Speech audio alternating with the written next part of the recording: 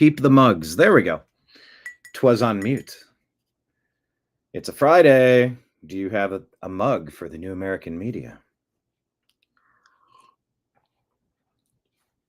Kenneth does. John, do you have one? Did you keep one or two? Because there were 18 in the box.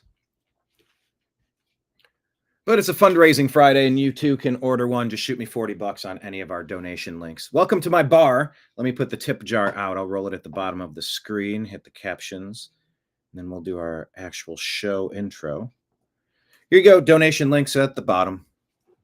Now, wait a minute. I put that this should be... There was a way to change the captions. And now I can't change how they are again. Because they're floating over top of something.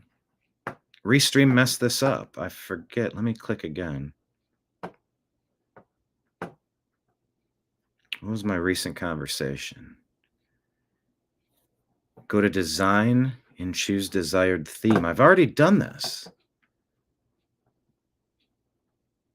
Okay, it keeps changing.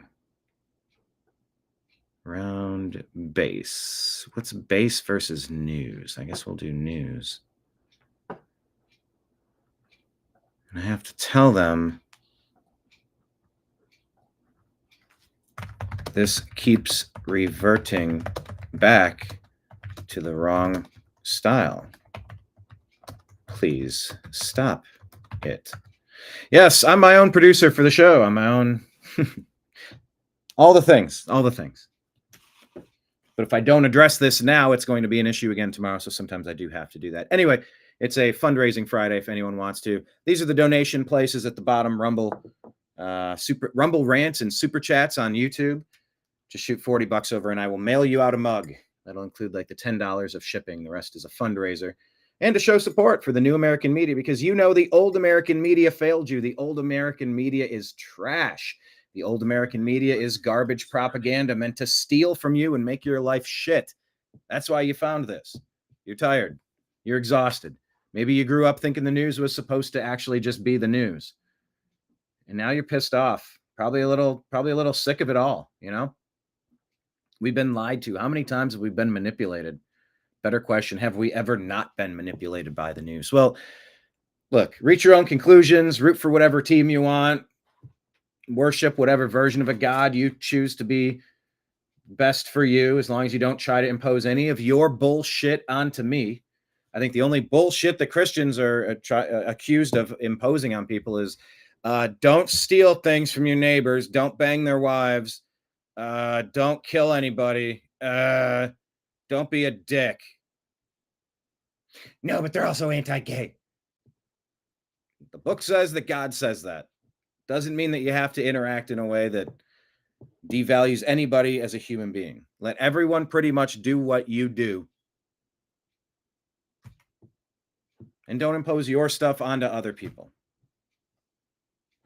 You know, there's a very libertarian, do as thou wilt. I guess that's also satanic if you want to go to Manly P. Hall or some of these things. But there's the non-aggression principle of the Libertarian Party. Like, do no harm. Do your thing. Do whatever it is you want to do. I guess if you want to have an abortion, I guess that's a you thing.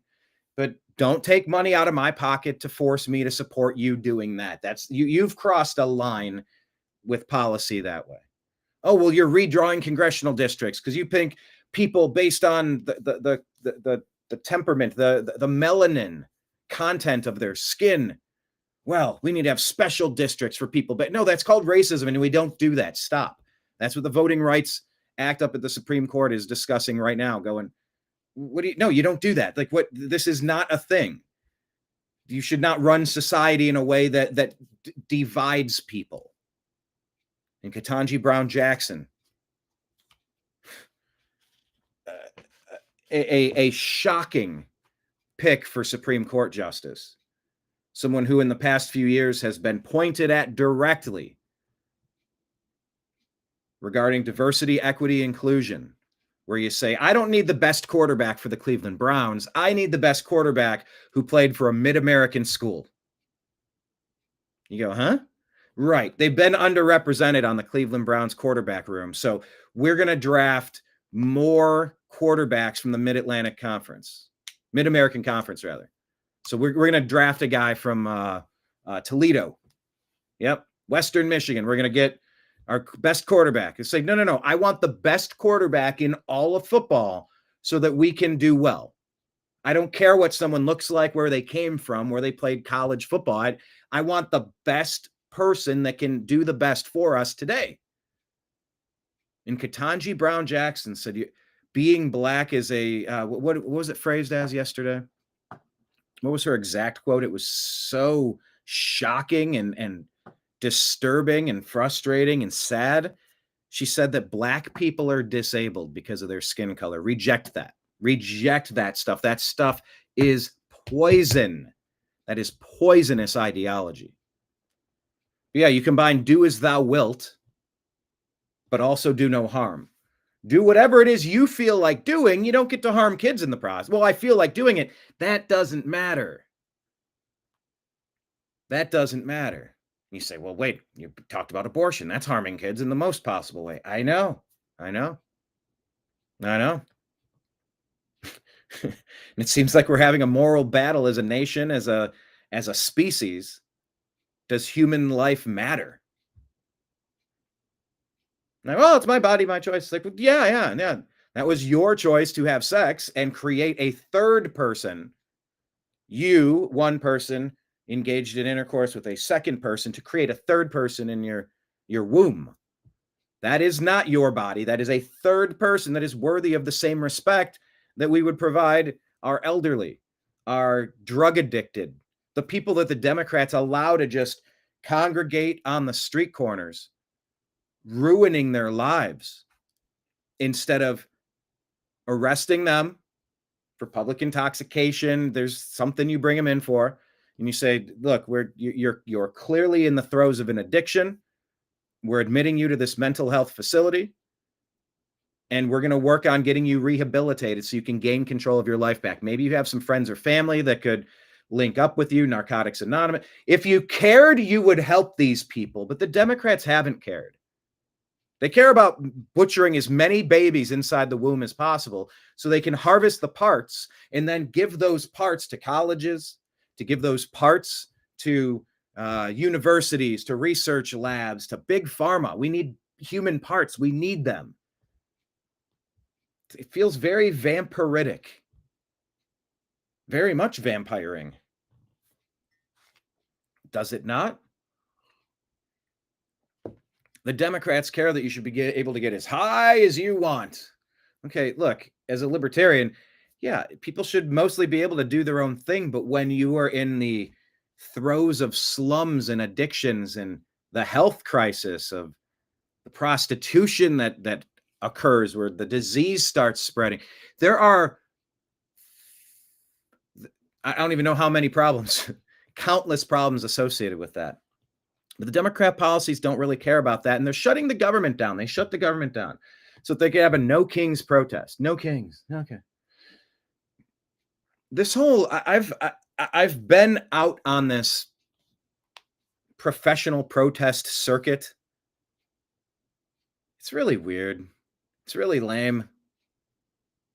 It is what it is. And we have a right to protest, but who's funding this stuff? By the way, did you hear that X is going to be putting tags on where content is coming from so that you can tell by country where the content is originating? Not entirely certain how they're going to do it, but I keep hearing people discussing it, so I'm very interested. That'd be useful to know where the propaganda is coming from. Is it from Ukraine or Russia? Palestine, Israel? UK? Canada? I don't care. I'd like to know. Anywhere. Oh, comments on the side. Welcome, everybody. Well, I didn't intend to have a long soliloquy, but I started thinking about stuff. That does happen to me sometimes, where I planned on jumping right to the show opener and then putting things up. Anyway, the point is that we're determining what matters. And I've called on three people specifically: President Trump, Elon Musk, and Scott Adams.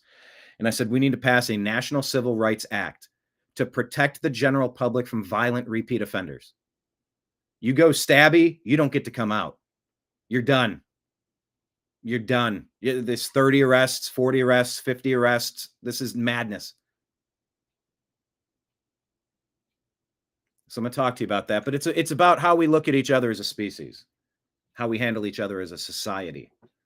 And we're having some very important questions right now at a very important time in our country's history. At a very important time that we have the right leadership on the global stage to steer the other nations in the correct direction, away from the ledge of where Biden was taking them. This shit's really important right now. So here on the TNAM Daily Show, let me do the full intro, and then I'll put the comments back on the screen. Broadcasting to you live from the Orion Spiral Arm of the Milky Way Galaxy, the solar system, planet Earth, North America, the United States of America. No longer California, Los Angeles, to be pseudo-specific. My name is Brian Engelman. Today is Friday, October 17th, 2025. And this right here that you are watching is called the TNAM Daily Show. Oh, I forgot that I do the finger snapping now. Ready? And this right here is the TNAM Daily Show. TNAM. What does that even mean? That means the new American media, because the old American media has failed you. On today's show, we're going to talk about John Bolton getting indicted. Kash Patel is going to, he's going to remind us that there are many people involved in this grand conspiracy. Buckle up, buttercups. All roads lead to exactly where you think they're going to lead. That's Clinton. That's Obama. That is the entire deep state cabal who's been riding roughshod over our civil rights for decades. Oh, it feels like a reckoning is occurring. It feels like everything from the Pentagon is getting buttoned up. Drip, drip, drip from Clapper. What do we got? Clapper, Comey, Brennan. We're seeing it. We're seeing the first few drops. Feels like there's a storm on the horizon, don't it? Or are those just a couple of drops from your cup, your mug, the new American media? So we're going to talk about all these things that are happening. And if you have any specific stories you'd like me to address, I think John sent me something that I think I already sent out in our X feed. So as I scroll through today's news, it should be in there. But if you have something else, tag us at American_media_. And without further delay, let's jump right into today's episode of the TNAM Daily Show here on the New American Media.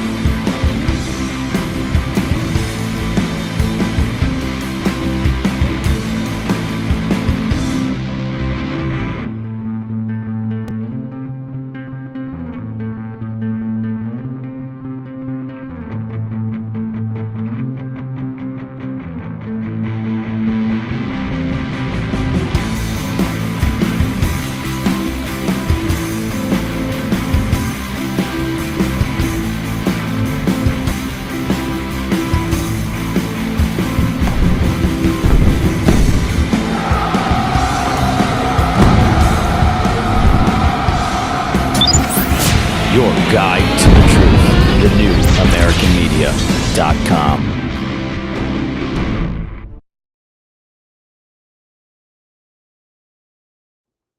Hello, everybody. Thank you so much for being here today. Definitely appreciate it.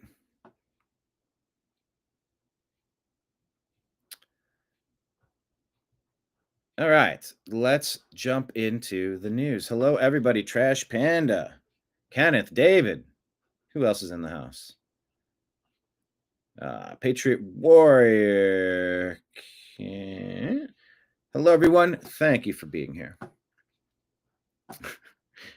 It's a weird week to cover the news. It's always a weird week. And I started getting very frustrated. I liked doing shows with Blake Wally. It was a good experience. We had a good dynamic in many ways. And then in other ways, we both, we kind of have versions of how we want to do things, specifically that speak to us. And I found it very difficult that we were trying to do pretty short shows, 60 to 90 minutes. They'd often go 90 to 120 to more than 2 hours sometimes. And this show's roughly about, 2+ hours, 2.5 hours. It's usually the length that it takes to just sift through what's going on and talk to you and figure out what's up and unpack it and ask questions and ask Grok to confirm or debunk stuff. That's what we do here. If we're going to spend a little bit of time on the news each day, well, let's ask the questions. Like if you have questions, if you want me to ask Grok, or if you want to look something up and I don't think that story is accurate, I don't think that's being reported the right. Like this is a conversation about what's happening. No, not Blake Walleye. That would be a good pseudonym. Blake Walleye. Hello, Danette. How are you, Danette? Did you get any earbuds? We got to get Danette earbud replacements. No, Kenneth, you're saying Viet TNAM. When I type in TNAM for The News Always Matters for the New American Media, VIETNAM. It is like I get tons of Vietnam stuff auto-populated whenever I use those, whenever I type that stuff. Very linked to Vietnam, as it were. Okay, now these comments look even different, even differenter. Let me switch it from base. How'd I have it as news? Covers everything up. That covers. What's better? All right, question of the day. Type in the comments. Do you like round? This is called round. Look at where it says Kenneth B2 Viet TNAM. Round. News. News goes from full left to full right. Base goes from left as far out as it needs to. Or air. I don't like air. I can't stand air. So air's out.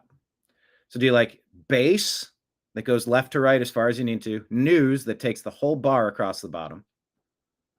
Or round that comes out left to right that's round? What do you think? What do you like? I'm going to go with this one for now, but I could be talked into base.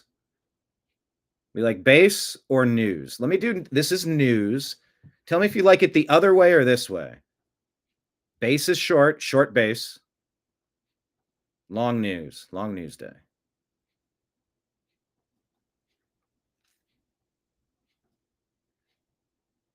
It's kind of more complete this way. It's a little less cluttered and strange. I'm going to go with this for now, but if you like it the other way is called base. Go tell me in the comments if you want base. All right, let's look at our X feed to go through the news. John Bolton has been indicted.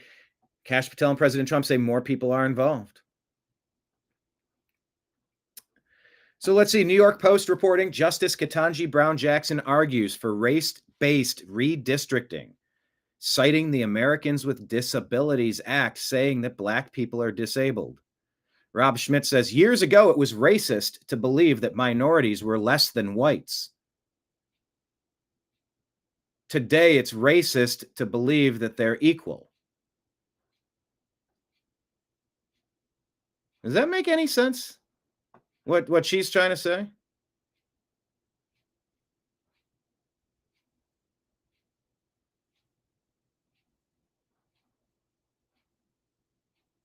All right, base or news, base, and then you said news. All right, so long way is news, short is base. Short base, long news.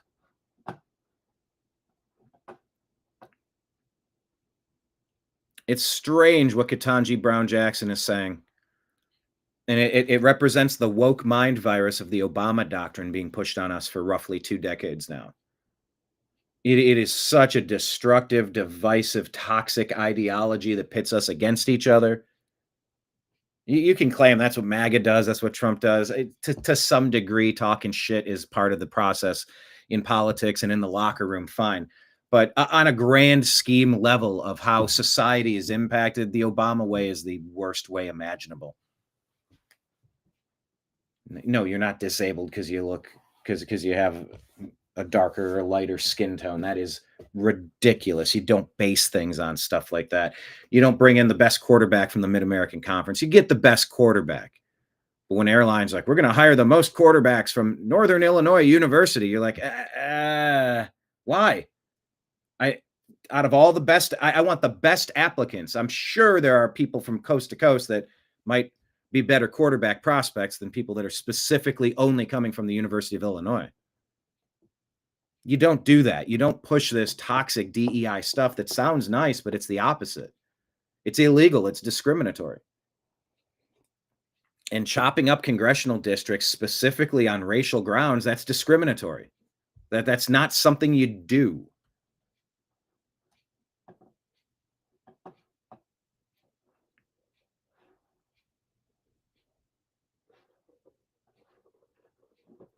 So yeah, Jeff Johnson here says anything to win. They'll cross any line, say anything, break any norm to win, the Democrats. And when they win, they will have control. And when they have control, you will learn who they really are. That's a great quote. I'm Jeff Johnson. I'm going to say that's a great quote that we just read at the top of the TNAM Daily Show. We're live now if you'd like to join. Let me see if I can get a link for that. Should I send them? Oh, I got to give you an update on YouTube, don't I? How do I share this page? Hey, Jamie, can you share this page? Just kidding. I don't have a Jamie. I am Jamie. I'm going to copy the link. I'm going to put it on X.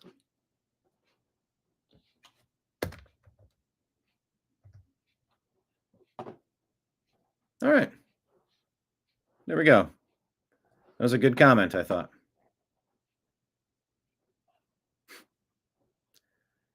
The net is free.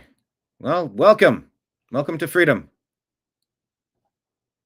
Happy you are free.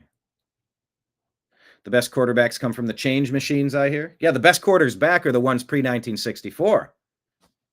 You know why? Because they're made of silver. Silver's at an all-time high or a... let me check coinflation. Silver's 51. Yeah, buddy. Gold is 4,200, people. Oh my God.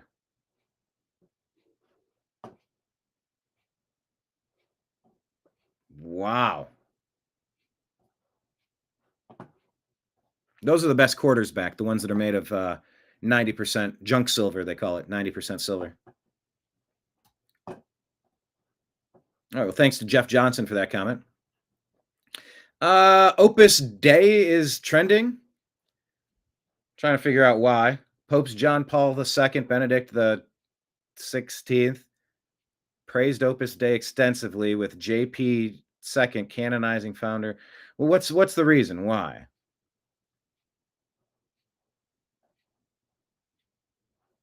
I don't know. I'm scrolling. I'm not really finding why that's trending. So if you know why that's trending, tell me and we can talk about it. Speaker Mike Johnson is telling us why they have the government shut down so that they can have their allegedly George Soros and other global puppeteers dictating to cause chaos across the country and, in fact, across the world. These are destabilization campaigns that are global. We need to know who's funding them and to what purpose and why.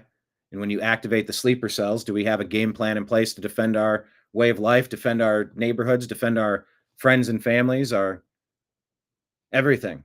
Are we ready? Because if I were a bad guy, this seems like the time you might flip a switch, knock the internet off for a little bit, turn the power off for a little bit, activate your soldiers, your tens of millions of undocumented, illegal alien, military-aged men pre-positioned across the country to carry out a plan that we'll organize when the time is right. And we smuggled you across the border, so you owe us one because we're the mafia, and if you don't do what we say when we say, there'll be a penalty to pay. If I were a bad guy, that's what I'd do. And it sure seems like that's what we've been set up for, isn't it? Doesn't it sort of feel that way? Yeah. Before Nixon took us off the gold standard. Yeah, that was 71, 73, something like that. Yeah, 64. That was right after they blew Kennedy away. Whoever they are, right? All right, let's keep going. Speaker Johnson is going to talk about the government shutdown. The Democrats are just seemingly trying to link this up with this global protest. Troublemaking, coup-inducing, nation-destabilizing acts of treason.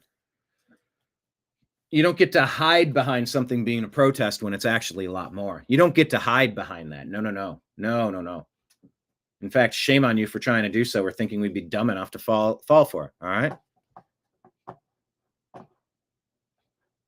Anyway, here's Speaker Mike Johnson discussing this Schumer shutdown with the Democrats. He knows what he's doing. This is not necessary. This is unavoidable. The Democrats are inflicting pain on Americans unnecessarily, and maybe it's time that we demand better and vote every Democrat out of office and take our damned country back. And I know, and Chuck Schumer knows, that what he's doing is wrong. And you can roll the tape and play his own speeches. In fact, play the floor speech that he gave in March of this year on the identical scenario, where he said it would be morally wrong and outrageous and selfish to close the government down because it would hurt real Americans. Remember, as you said earlier, Joe, and their counterproposal CR is a joke. It's not just healthcare. They want to add $1.5 trillion in new spending on a 7-week stopgap funding measure. They want to give healthcare paid for by U.S. taxpayers to illegal aliens. Yes, that is in the bill, page 57.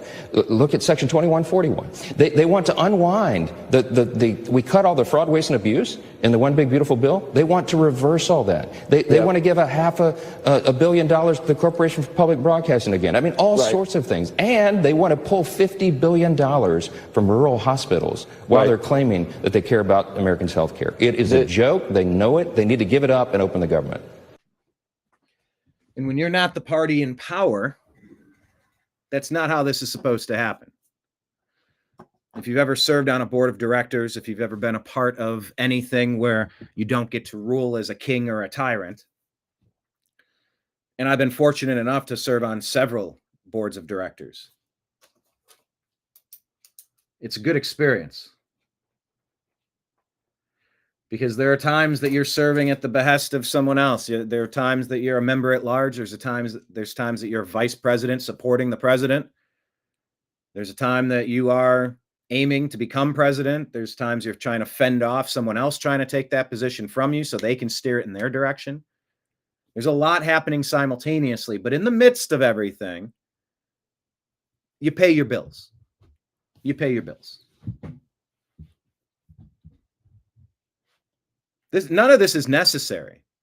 The party who's not in power and not controlling things says, well, unless you let me steal $1.5 trillion from you on things that you don't want to do, I'm not going to vote on the budget. So none of our vendors who have already done work are going to get paid. We're going to stop payment to these people who have nothing to do with this. We're going to harm innocent people because we are going to act like children and demand that you, who actually have the support of the community, who voted you into that position, you must act on behalf of me, who people don't like and threw out and fired from that position, or else we're not going to pay our vendors. You know what, Democrats? Fuck you. You pay your bills. Every board of directors, you pay your bills. That's the first thing you're supposed to do. I've worked in property management with countless homeowners associations, helping them do what? Pay their bills. You don't get to have 2 of the positions on the 5-person board of directors or 1 position on the 5-person board of directors and refuse to vote to approve paying the bills on work that's already been done, that's already contracted, that's already sorted out, because you demand that a laundry list of pet projects are funded. No, motherfucker, that's not how this shit works. You do not have the bargaining power to demand anything. You're there as a rubber stamp at some point because you need to build a coalition of the community to get that power. And frankly, you stole that. You pretended. You rigged it last time, allegedly. Remember when that happened, allegedly? Remember with, here, I have to say this. Look at the bottom of the screen.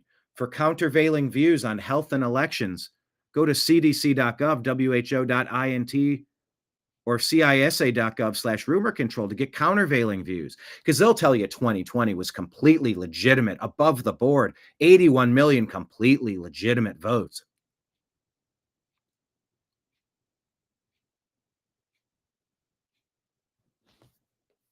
We watched what you did for 4 years after you seized control of our homeowners association and dragged us into the dirt.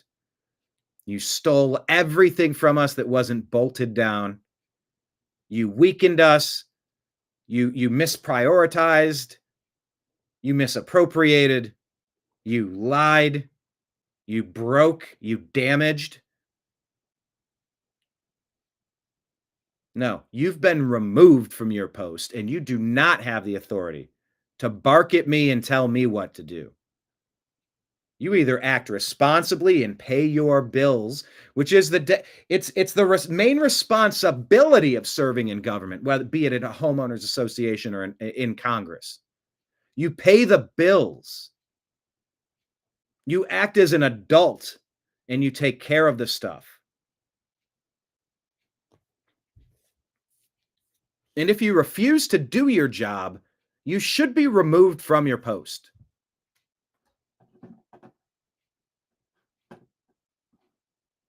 Heidi responded and said, start impeachment proceedings for these leftist judges. And I know, and Chuck Schumer. Well, it's the judges, but it's also the, it's the congressional members at this point. That one's not about judges. Let me do a couple more on Speaker Johnson, then I'll jump up to those other ones. Here is Speaker Johnson talking about what the Schumer shutdown will do as it continues. When do you think this shutdown will end? How will it end? It's a great question. The only person who can answer that is Chuck Schumer. And he's got to get permission from Bernie and AOC, I think, before he can ever vote to open the government again. I'm not sure he ever will, Laura. So we need 5 reasonable Democrats in the Senate to do the right thing and vote to keep the lights on so that we can continue all the debates on all the outstanding issues. We have a lot of things to do, but they've turned the lights off. And real people are hurting. And let's not ever forget, the counterproposal that they put on the table is absolute nonsense. This might be they want to spend $1.5 trillion additional dollars on a... I'm recognizing that particular component of it. They definitely just said that on the other one. Maybe this is the same clip 3 times. All right. I guess I'll move past that one, but you get the point. Libs of TikTok here shows us Rebecca Sugar, the creator of a kids show, Steven Universe, says the quiet part out loud. She used her position to secretly inject LGB, etc. propaganda into the show behind the network's back. LGB, whatever, activists use kids shows to groom kids. When I was showrunning Steven Universe, Garnet was my hill to die on. Garnet was based off my relationship with Ian. Ruby and Sapphire are... There's music in the back of this. I don't know if I can play it. They're running the show together. We knew at the time, 2011, 2012, we weren't be allowed to show Ruby and Sapphire in a relationship with each other. So we're trying to figure out a way to have it be a character that you already love so much.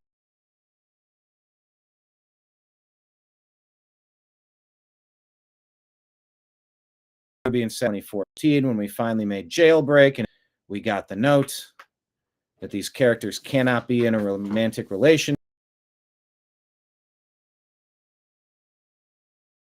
They sing a song already been recorded. We can't take it out. And it was also just right. I was just this. They got the characters in, and from then on, it was a big uphill battle. But it was one that I was willing to fight. I would compromise on other things, but I would not compromise on their relationship.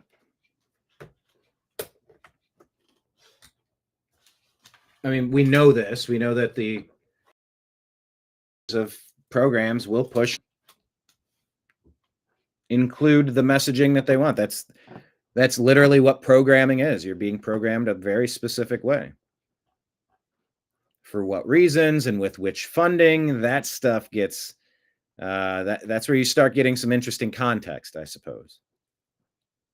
All right, what's this? Democratic Virginia Attorney General candidate Jay Jones starts his debate against incumbent Jason Miyares, discussing his text messages. And you're also going to hear from my opponent about text messages that I sent that I deeply, deeply regret. Let me be very clear. Please be. I am ashamed. I am embarrassed. And I'm sorry. I am sorry to Speaker Gilbert. I'm sorry to his family. I'm sorry to my family. And I'm sorry to every single Virginian. I cannot take back what I said. I mean, you're sorry you got caught. This guy should be nowhere near the positions of power. Nowhere near the levers of power, please. Thank you very much. But you have my word that I will always be accountable for my mistakes. Yeah, accountable. And you also have my word that I will spend every waking moment fighting for you. Yeah, okay. And you're also going to... yeah, accountable by not getting the position. He envisioned the murder of a Republican lawmaker and his young fascist children. This is what the Democrat propaganda machine is cranking out, this type of energy.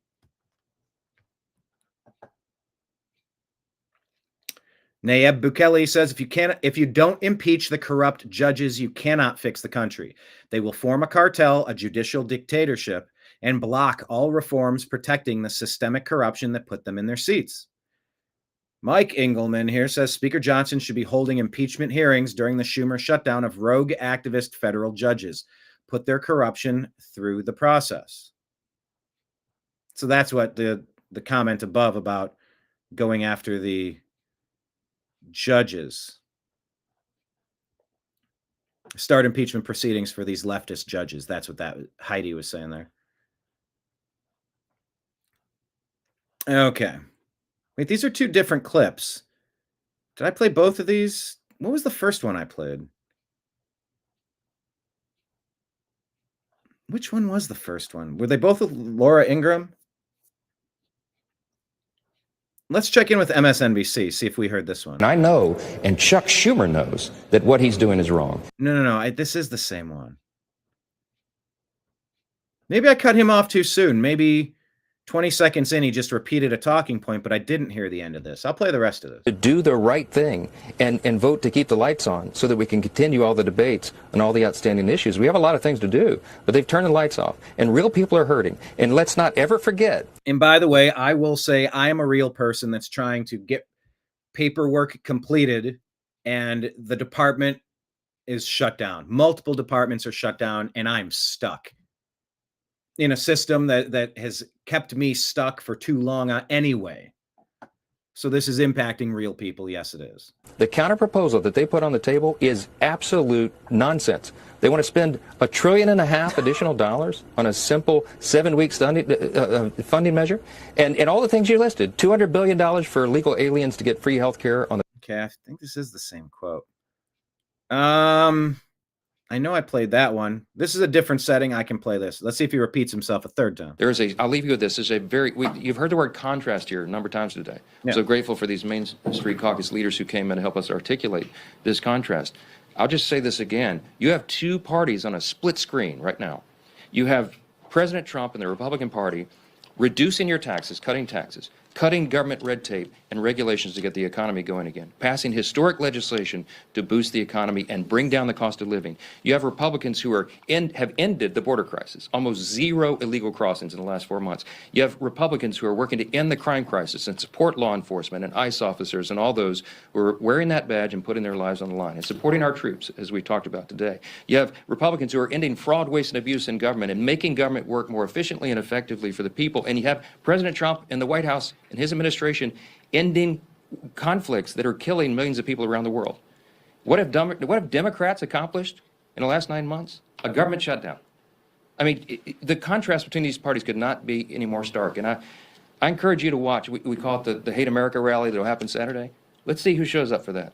I bet you see pro-Hamas supporters. I bet you see Antifa types.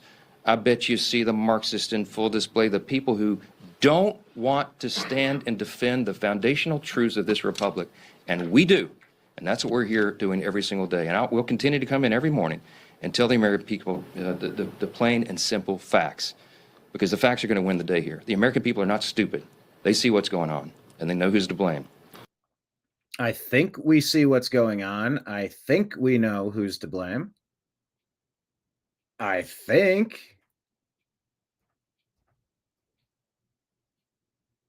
And it's all tied to this. It's all tied to this rally. How convenient. How flippin' convenient, huh?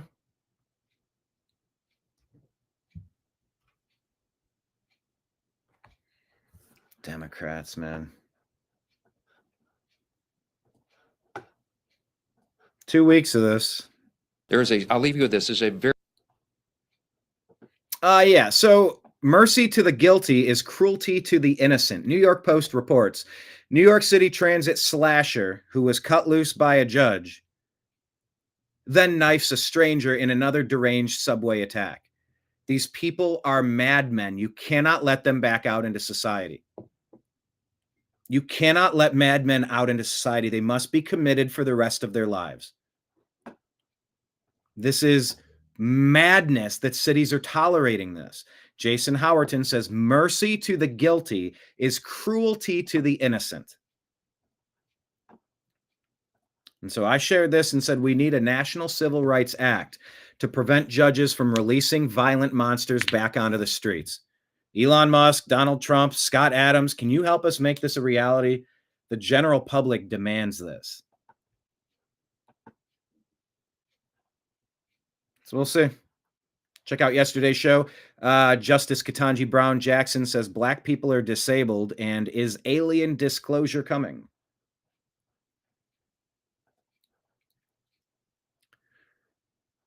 So Link Lauren here says George Clooney has fled California to give his kids a better life after voting for every failed liberal candidate and policy. What a joke he's become. Opine says Democrats fleeing to avoid Democrat policies. That's rich. And we said, yeah, Democrats flee and leave sorrow in their wake like a swarm of locusts. Democrat policies ruin everything they touch, vote every one of them out of office, and indict every criminal we can find. Matt Walsh points out an explicit encouragement of violence against federal judges here by Don Lemon, which is a felony punishable by 5 years in prison. He should be arrested and charged today, says Matt Walsh. We can't keep allowing these scumbags to get away with this. CJ Pearson says Don Lemon instructs illegal aliens. Well, anyway, CJ Pearson says the left is trying to get ICE agents killed. Take a listen to this unhinged, probably criminal rant from Don Lemon. Will he be arrested? Black people, brown people of all stripes, whether you're an Indian American or a Mexican American or whoever you are, go out in your place where you live and get a gun legally, get a license to carry legally.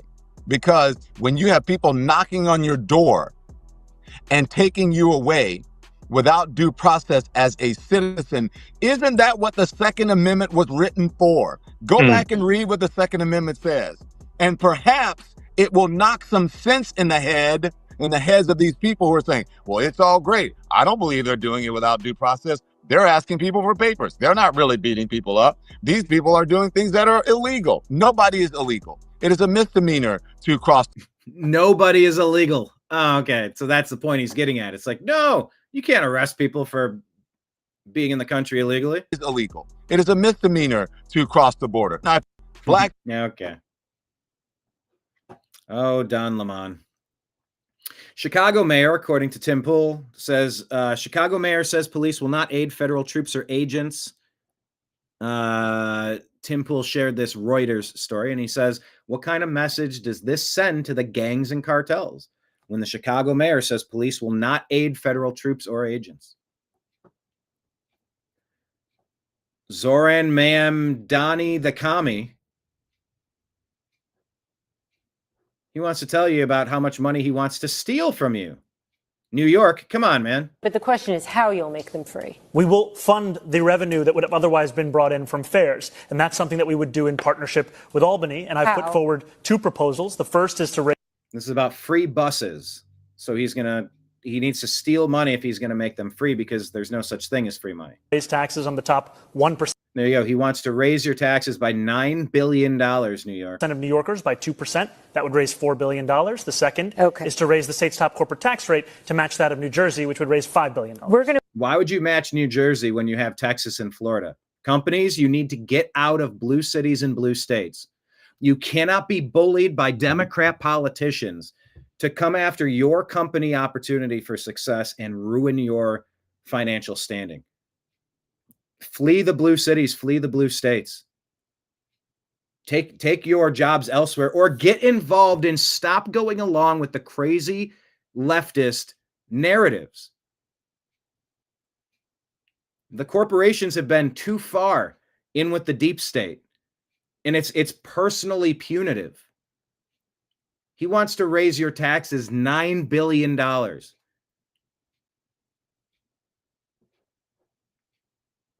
Come on, New York. Don't become London. Is New York really going to fall? Just make no mistake, there are going to be really significant repercussions. Wall Street Ape says, I'll say it. A room full of Muslims from Somalia chanting Allah Akbar in Minnesota is a national security threat.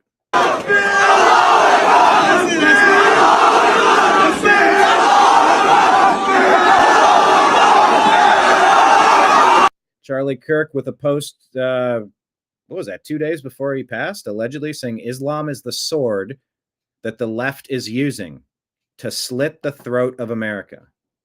Huh. I wonder if that's a real quote. I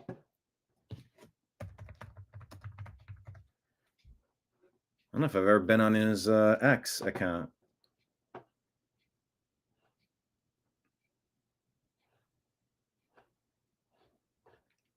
Oh, the account is still posting. I mean, as it should, but I'm just going to scroll back and see if that was a real post.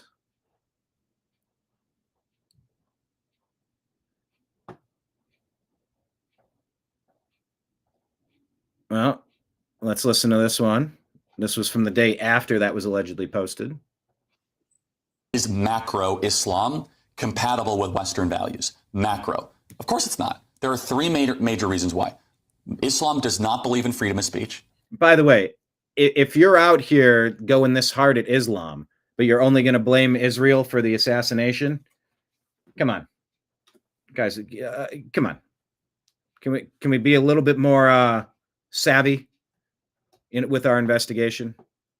Islam does not believe in freedom of religion, and Islam does not believe in separation of mosque and state. Those 3 things are antithetical to the West. In a Muslim majority country, most Muslim majority countries, you cannot criticize the Prophet Muhammad. In most Muslim majority countries, you do not have the same robust freedom of religion protections. And finally, whereas we in the West are very careful to try to intermix religion and state, they are commanded to actually go into the state and try to change the state to be more Islamic around the core pillars of Islam. And the last thing I'll finally say is, I cannot see a single Western country that has become more Islamic. By the way, this was posted the day before he was shot. I don't know when it was recorded, but around the core pillars of Islam. And the last thing I'll finally say is, I cannot see a single Western country that has become more Islamic and has become a better place to live, that is happier or freer. By what metric? Just happiness, quality? Everything, from quality of life, from cultural cohesion, from whether people want to live there, from prior to the native-born fertility rates. Again, people watching this will say there are freedom, peace. Is your criticism of the religion itself, or not Muslim people? Because there are British Muslims who have been born here. You don't have to caveat it all the time. I know you guys have to because you're British and all that. A culture ceases to exist when we don't have unified language. When you cannot talk to your neighbor. I'm not discounting that there are good individual Muslims. The question that we need to reckon with the West is Mohammedanism compatible with the teachings of Blackstone? Is it compatible with the legacy of Wilberforce? All right. And the great thinkers that have come from this country? And I will say, no, there's a reason why when you go to these Islamic countries that you're not going to see the equal protection of rights, that you do not believe in universal human equality, that you do not believe the same things that we believe in the West. And I think it's suicidal to import millions of them. Okay, so that was posted the day before he was shot.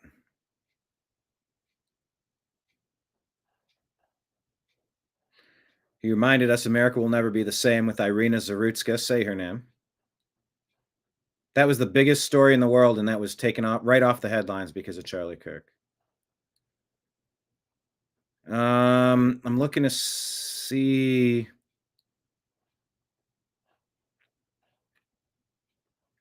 If he had that as a, I don't know. This has taken a while. He did a lot of posting on the 9th.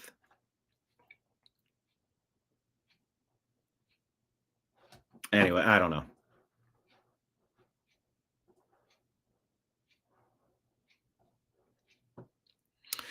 Wall Street Ape says Allah Akbar means their God is greater than your God, your constitution, and your country. Charlie Kirk warned that the left would use Islam to bring down America. Do you agree or disagree with that? Oh, there's a good question. Let's ask the wisdom of the group. Do you agree or disagree with that sentiment, whether Charlie in fact said that on the 8th of September or not?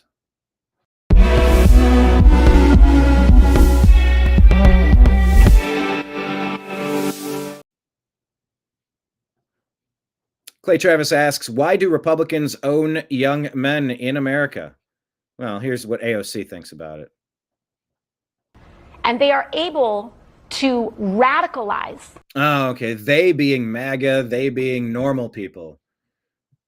Doing normal things with normal policies is called radicalized. All right, got it. And target and exploit a generation of young boys, in particular, away from healthy masculinity and into an insecure masculinity that requires the domination of others who are poorer, browner, darker, or a different gender than them. And that I love how they cut to someone agreeing, because at the dumbest thing she's going to say, CNN needs to have that. By the way, there's no, let me figure out how to say this. And this happened to me. I was on a game show. They kept cutting like at this tense moment to somebody in the crowd that was like, it was either somebody that appeared to really care, or as I viewed it, and many people involved viewed it, my stunt wife. Somebody in the audience that was really invested that I win that game show. That lady nodding in approval might not have been nodding to a single word that AOC said, but you have cameras just capturing images, and they'll tag it and go, all right, I got 4 seconds of a lady going like this. When she's saying this awful racist, anti-white, anti-MAGA, anti-conservative, anti-libertarian, anti-common sense, when she's going to go full racist and full sexist on white Republican men, let's cut to that lady who's nodding to something someone else said, perhaps, to make it appear like, yep, there's a lot of agreement on this awful backward bullshit point. That's what they do. That's editing. There's no promise that lady was nodding at that sentence, but it was presented that way. And why was it specifically presented that way? Well, more impact, of course. That's how you program. Anyway, just be savvy of these little editing tricks, because I've done this stuff and I've worked in this world for a while, and you got to think about everything you're consuming. What does Scott say? Scott Adams. If something's a little too, he usually will the red flags will come out. The spidey senses will show. If something is a little too on the nose, you get a news story that's just like a little too perfect, and you're like, really though? Was it really? And the answer is often no, not really.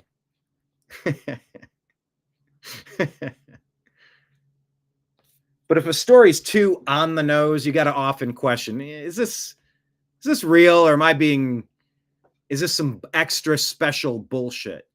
So during this racist, sexist rant here from AOC to disparage straight white Christian men, look at how CNN cuts to someone trying to add additional validation. Like, yeah, a lot of people believe this. No, they don't. Let me rewind it. And you know what? I'll play the whole damn thing one more time. Just it's only 30 seconds, but I don't want to ruin the flow. But I had to take a couple minutes to point out all the bullshit that just came out of her mouth there. I really did this. I have thoughts. And they are able to radicalize and target and exploit a generation of young boys in particular. Yeah, in particular, I know I said I'd let it play, but I can't. You lost us because you've been demonizing us for decades. We're sick of it. You're not getting us back either. Away from healthy masculinity. No, you don't define healthy or unhealthy masculinity. We do, because you've labeled all sorts of commonplace, common sense, logical, appropriate personality and character traits as toxic. So we're not going to listen to you on this. Thank you very much. And into an insecure masculinity that requires the domination of others who are poorer, browner, darker, or a different gender than them. And I'm sorry, that was two ladies nodding. Okay. That is why they are resonating on. No, you poorer, darker, browner. Use two different synonyms for the same thing. Darker and browner? Oh, you mean browner and darker? What a dope.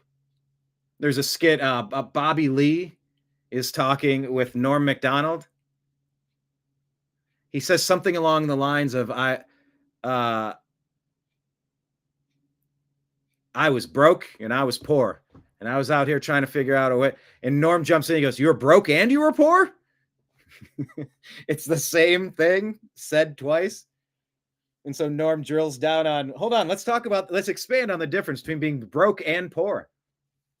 And turn into a funny little bit. Not in Bobby's case, because he just spoke a little sloppily or inelegantly. And Norm busted up like instantly, like, what do you mean?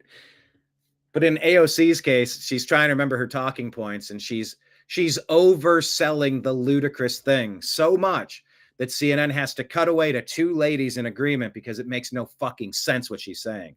It's racist. It's bigoted. It's misogynist. It's what's the other one? Whateveristic. Not masochistic. She's so full of line because they are appealing to the most basest and worst parts of human nature to divide us. And they are able to radicalize.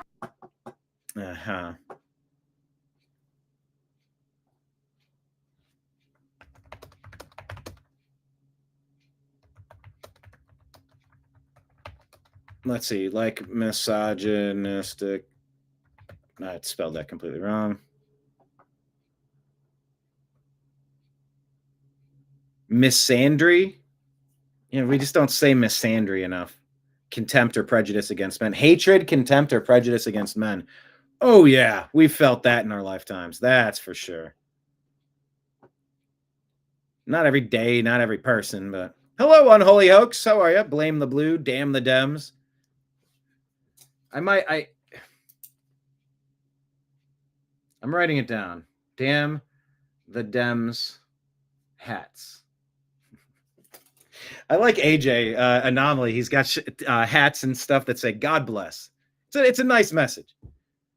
But he goes hard in the paint criticizing a lot of people about a lot of things with a God bless message. I think sometimes I try to avoid some of the interpersonal stuff a little bit more than he does, but his message is superior of God bless. Maybe our message should say, damn the Dems. It's very divisive. In fact, I did talk with AJ once. I don't remember. Maybe it was Politicon, and I mentioned about being behind enemy lines. He's like, I don't think about it like enemy lines. Like they're still Americans. I go, yeah. I know. Fine. But you are behind enemy lines. It's all crazy blue politics, right?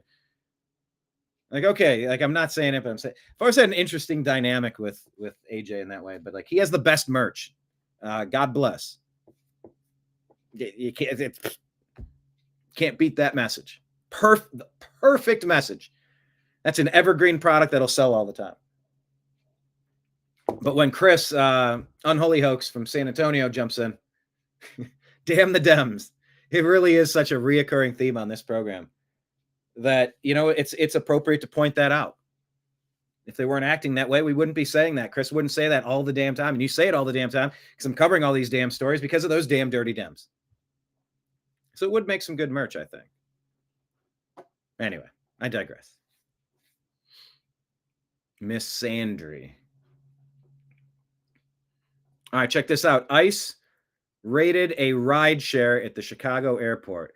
Question of the day: have you ever taken a ride share and the person who picks you up is not the person on your app? Have you ever been picked up on a ride share from someone that doesn't speak English and therefore you have to assume cannot read the signs of the road? Yes or no? Has that happened to you? Have you entered a ride share and felt uncomfortable by somebody who didn't match the profile, license plate was wrong, the car was wrong, or they couldn't speak English? These are all huge red flags. Huge red flags. So ICE went to Chicago, according to this guy. What is this? Demetrius Jackson. Let's take a listen. Did you guys see they just did an ICE raid at Chicago O'Hare's rideshare parking lot? Like, as an American, you can't even get gig work anymore. Like, think about it. You have to and the music is playing in the background, unfortunately, but I do want to hear this. Compete to be able to drive around other people, or you have to compete to drop off people's food. You're competing against illegal aliens for gig work, and there's a lot of gig work in Los Angeles, and a lot of people are working gig work to just get by, working multiple jobs. Why should Americans have to compete with illegal aliens for that work? Because what that does is it lowers the price that these people get paid. And you're putting all that wear and tear on your vehicle? And your rates are suppressed because you have slave labor in the country illegally and the rideshare places are allowing it, allegedly?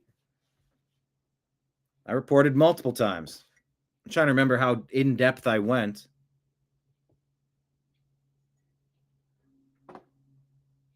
I had somebody tell me they think their gardener got deported. And then they hired an American, a local American, to do that work. That money was kept from one American to another American because they think the person who had the job before was in the country illegally. So now you have an American giving another American money.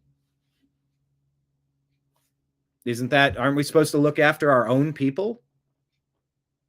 That's your number one job, is to look after your community, and your community is your country. Yes, it's humanity, but it's our country first.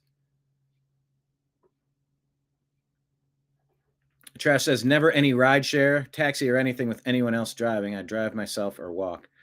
Yeah, I mean, I've been to so many conventions and special events, and when you're on the ground reporting, whether it's New York, Milwaukee, Chicago, DC, maybe you have a vehicle, maybe you don't, maybe you're out in the field and you've got to get to multiple locations. It's just, sometimes you're not next to your car. You'll have to take a subway or a train into the city, an hour, 45 minutes in. So like you're parked at a parking station. And so, yeah, I mean, I've had to do that a bunch. But yeah, Americans should not be competing against illegals for work.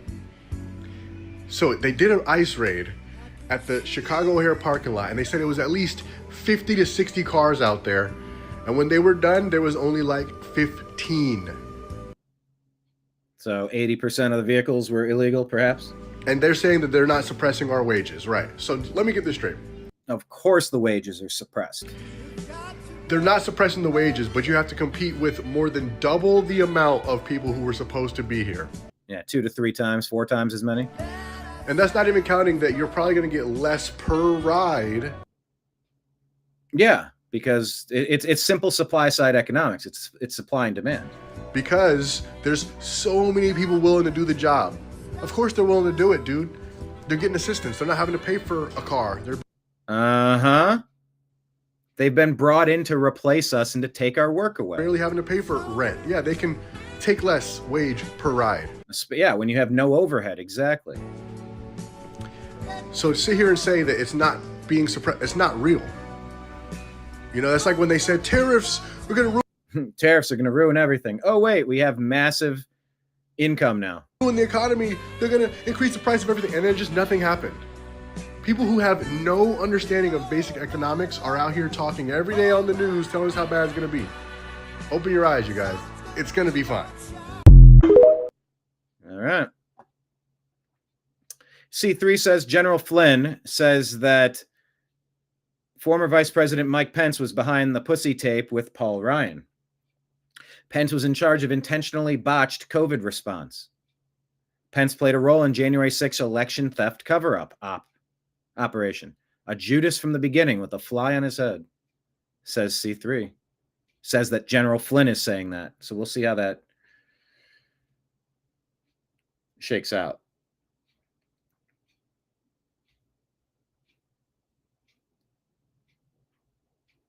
All right.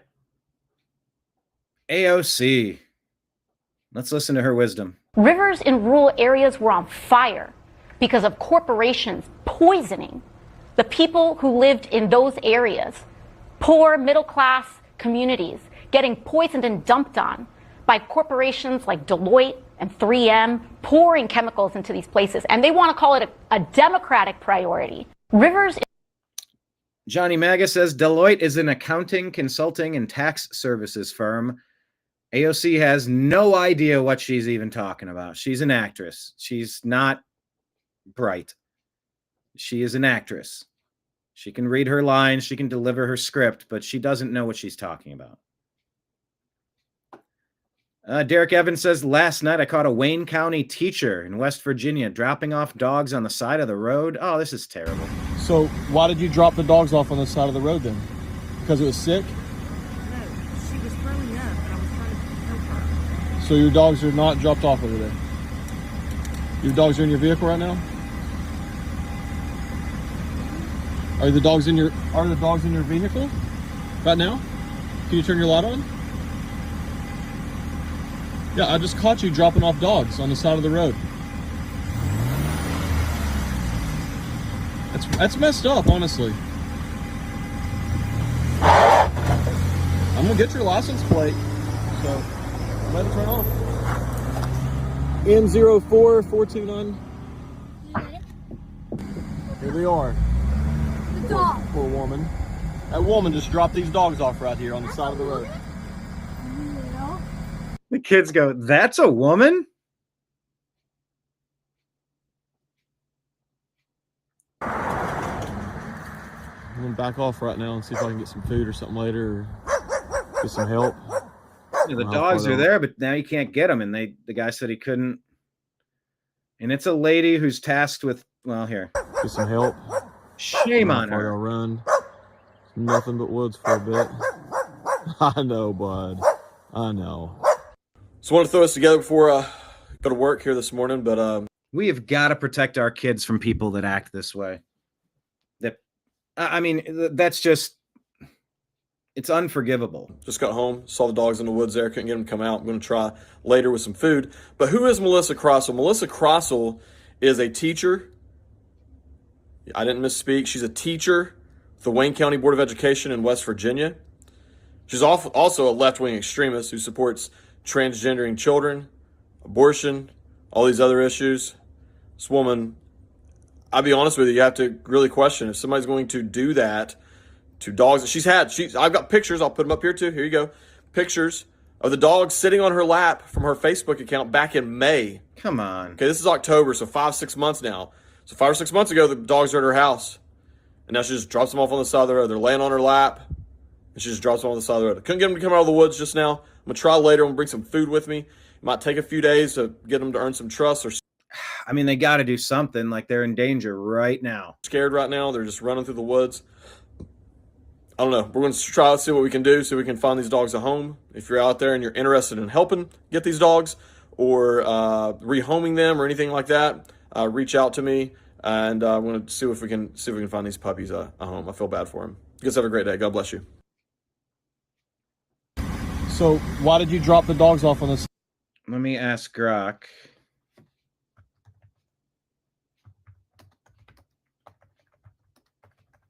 Have these dogs been rescued yet? And how can people help if they haven't?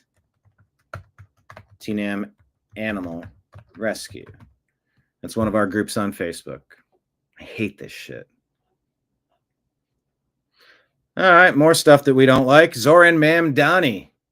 Mamdani the Commie. Let's hear his take on the future of hummus. You said that you would arrest Netanyahu if he came to the United States. You've been very outspoken in your criticism of him. Do you stand by that? You would arrest him if he came here if you were mayor? I've said that this is a city that believes in international law, and this is a city that wants to uplift and uphold those beliefs. The Prime Minister... The United States doesn't stand by the International Criminal Court. It hasn't signed the treaty for the International Criminal Court. The International Criminal Court, however, has issued a warrant for the arrest of Benjamin Netanyahu. But what grounds in the United States could you arrest him on? As it has for Vladimir Putin. I've said that I believe that we should uphold arrest warrants by the International Criminal Court. And yeah, see, he's a foreign invader trying to usurp the governmental powers of the citizens of this nation. This dude should be ineligible to run for the office to take over the city of New York. But here we are, aren't we?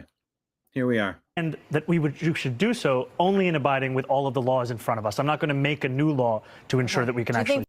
That's exactly what you would be doing, since we're not a part of whatever IOs. It doesn't matter what the F some other governing body has to say.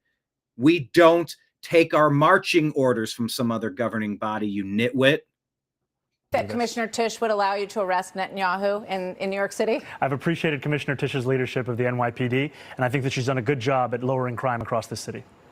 But do you think that she would go along with arresting Netanyahu in New York? I can tell you that I'm going to exhaust every legal option in front of me, not to make new laws to do so. All right, so we got that. You said that you would... What a weird... Come on, New York. Persian Jewess says apparently he thinks being mayor of New York City entitles him to run his own federal foreign policy. He clearly doesn't understand how U.S. democracy works. Yeah, the USA is not a member of the ICC. So the U.S. is, U.S. Tomahawk missiles Trump is considering giving Ukraine. Alex here says it's an old and slow missile. U.S. is allegedly going to give Tomahawk missiles, might sell Tomahawk missiles to Ukraine. We're not giving anything anymore. We're selling it, and Europe can pay for it. That's what it looks like when you have an American That's what it looks like when you have an American CEO running an American company. An American country. We don't give things away. We sell things.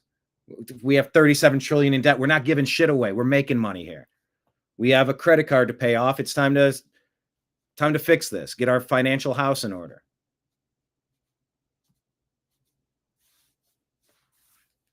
Trash Panda says New York will be lost forever if Mamdani the Commie wins.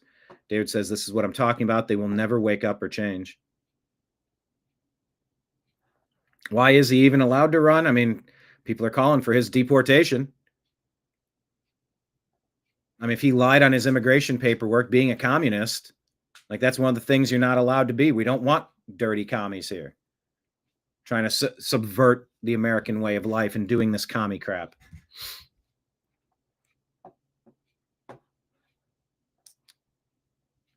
So the U.S. Tomahawk missile,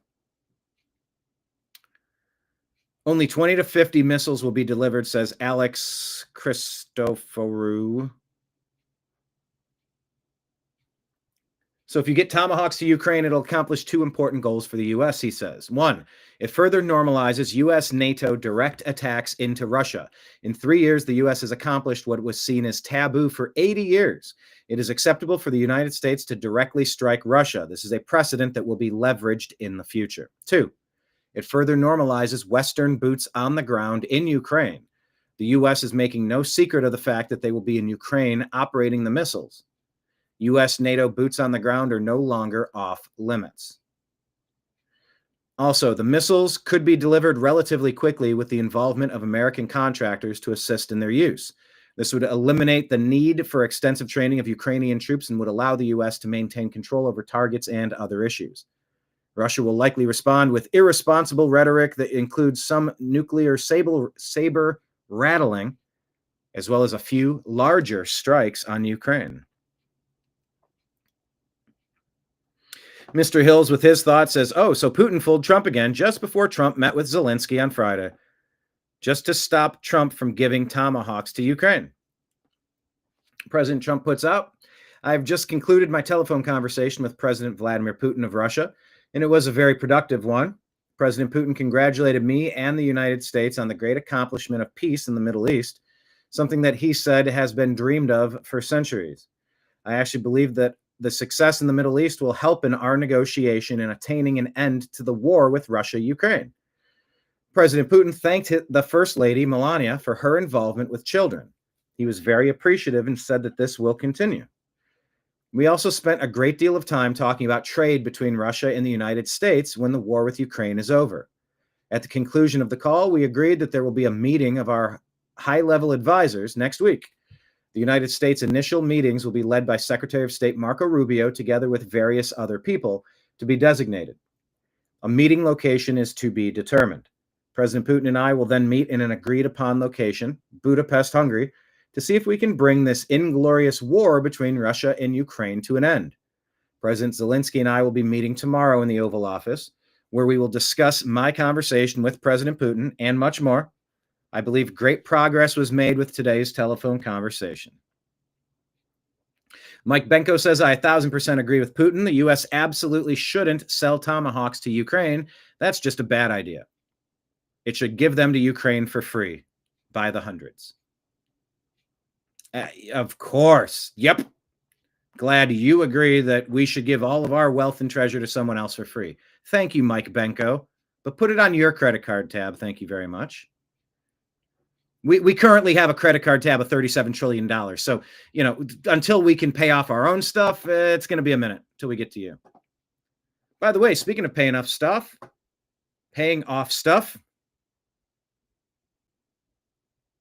what did I call it? I called it something Friday, a funding Friday. Super chats available on YouTube. Rumble rants on Rumble. And we have a subscriber or a member or membership. I don't know what's called subscriber on Rumble, but we don't have a Rumble rant yet. But we do have Rumble. We have super chats on YouTube, but we don't have subscribers or members. It's kind of like Patreon. So it's Friday. It's a funding Friday. If anybody wants to drop anything into our tip jar, I'd greatly appreciate it. Also, if you'd like a mug, just shoot me $40 along with your address, and I will send that to you. All the donation links are at the bottom. Cash App, Venmo, PayPal. Let me give you an update on YouTube. As of yesterday, we were only 399 hours away from unlocking another tip jar, something that brought us thousands of dollars of revenue over the past couple of years. That's been turned off for a while, but we need many thousands of dollars to operate each year at a bare bones expense accounting. From all of the software services, the hardware upgrades, the monthly, whether it be Restream or our X account or the electric usage or the technology upgrades and continuing services, we need that. But here's the update. We were 399 hours away from reopening advertising revenue on YouTube. Once again, this is millions of views, 1,900 videos over 14 and a half years. They stole our revenue from us years ago. We needed 399 hours as of yesterday. Let me hit refresh and see if there's a new number here to get us close, because I'm asking you all to do a marathon session of watching content on the New American Media, please, on our YouTube channel, so that we can specifically open that up and show the algorithm that we are a legitimate outlet worthy of advertising revenue. All we can do is all we can do. Let's take a look at that number. Has it changed? Okay, we need 384 hours of content watched. We need 384 hours. So if anyone out there could get a second device to watch some YouTube content on the New American Media and or to keep some of that content binging over the weekend, it would be greatly appreciated. Because, yeah, our videos used to get 10 times, 100 times the views that we used to. We've been so deranked, deboosted, shadow banned, memory hold, restricted by YouTube. We'd love to get it back to the recommended content where we were getting thousands of views per show that we were doing, per interview, per show, per release, per upload. We get better views on Rumble, better ratings on Rumble with 200 subscribers.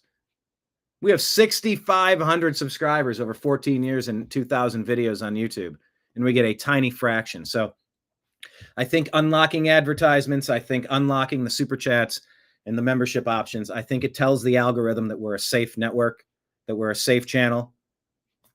Look, and if they ultimately get rid of us again, so be it, but at least we tried. At least we did as much as we could. Kenneth, you are a superstar. Good, sir. Kenneth is, I'd say he's drinking out of his mug, the New American Media mug, but he's not. It's up on the shelf. He doesn't want to break it. Thank you for your continued support, Kenneth. It's good to have you here raising our vibes and dropping one-liners. Always appreciated. 384. Is that the number we need? 384? Let's go get it. 384, people. But yeah, YouTube channel.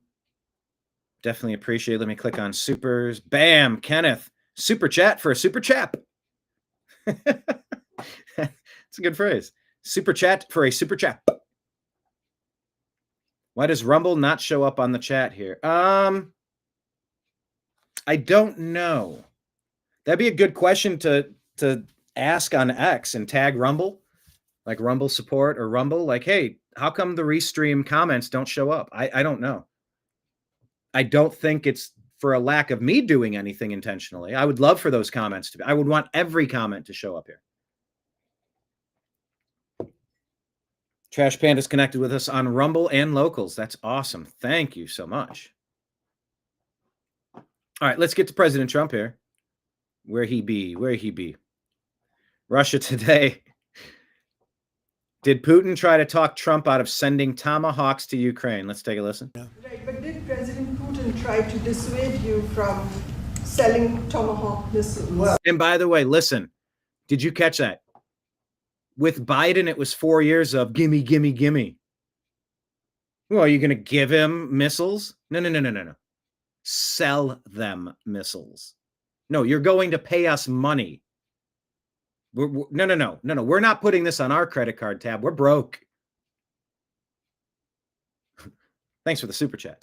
The stories are loosely connected. I love that the reporter, she didn't slip into, do you think President Putin, or did President Putin dissuade you from giving missiles to Ukraine? No. From selling missiles to Ukraine. Hugely important point. Now that we finally have a CEO with a CEO brain in office, all of our policies have stopped hemorrhaging the money that's been stolen from us, and it's repatriating it again. Thank God. Right, but did President Putin try to dissuade you from selling tomahawk missiles? Well, of course. What do you think he's going to say? Please sell tomahawks? Is he going to say, please sell those tomahawks? I really appreciate it. Oh my God, we're saber rattling with nuclear World War III and we're cracking jokes. But he's also the trade negotiator. He wants to resolve this stuff. He's made no bones about it. There's red lines we won't cross, things we won't agree to, but we're trying to get close. We're trying to stop it. I don't think it's reckless. I think it's the way you handle it. You got to be upfront about it. And I appreciate the president for that. But everyone's smiling and laughing. It's letting a little bit of tension out of the room. And he's saying, of course, no. Well, you think the president says, oh, arm the person that we're in a life or death conflict with? No, of course not. But it's a good answer. He's very funny. He's very disarming.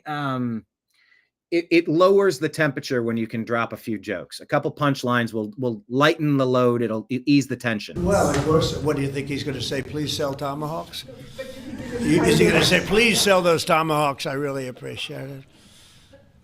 I did actually say, would you mind if I gave a couple of thousand tomahawks to?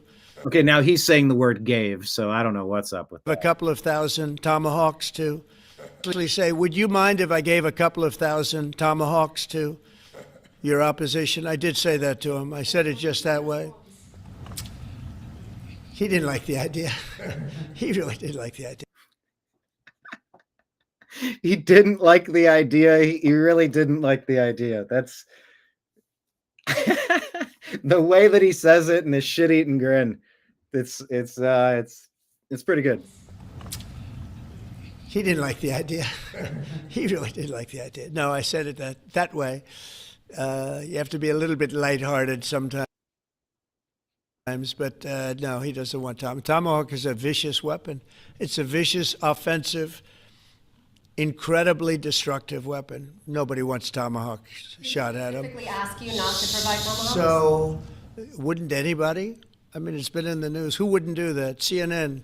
Who wouldn't do that? You know, do you think he's going to say, "I'd love to have Tomahawk sent my way"? I don't think so. Pushing for peace still. Trying.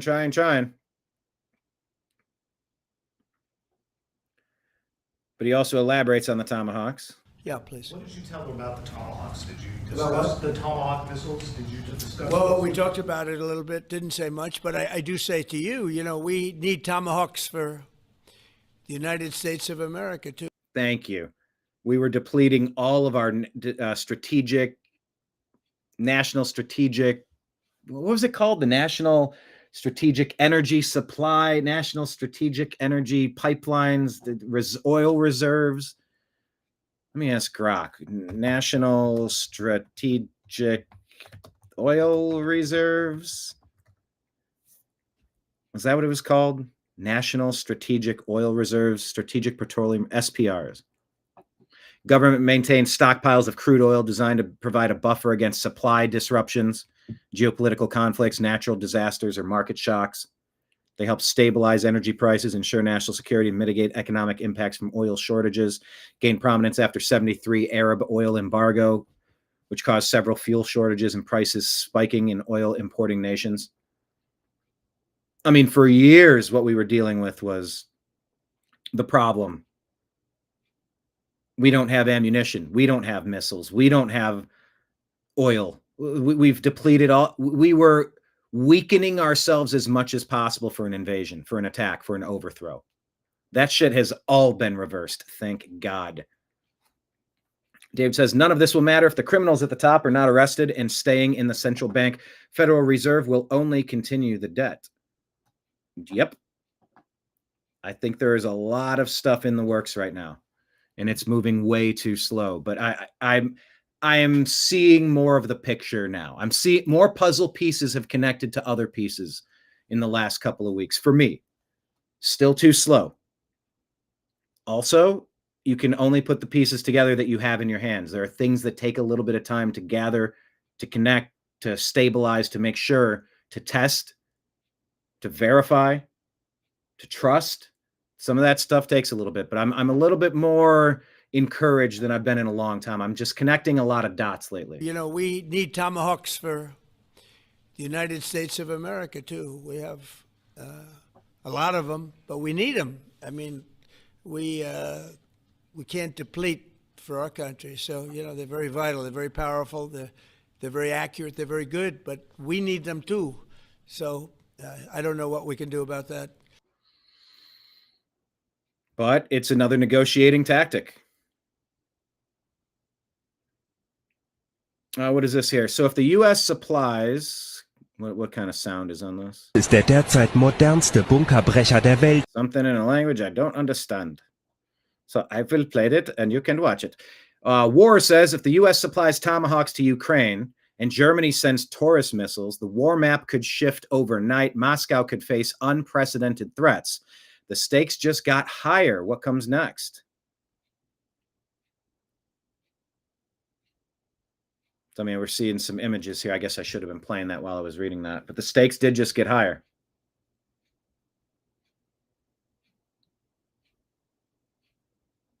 And it's essentially a video game. Oh, a new Call of Duty just got released, right? Maybe I should get the new one. Alexander Dubinsky, political prisoner of Zelensky. 23 months in prison, a Trump supporter, leader of the anti-Soros initiative in Ukraine. He says on Friday, President Trump is meeting with Zelensky. Zelensky is a dictator, a man who continues the war for his own enrichment and his grab of power. I urge President Trump to not allow the transfer of Tomahawks to Ukraine because that would lead to a nuclear war with Russia. Secondly, I asked President Trump to help free the hostages held by Zelensky, 30,000 people imprisoned for their truth, social media posts, and faith. You freed hostages from Hamas. Please help free them in Ukraine. Thank you, President Trump, for stopping the war in the Middle East.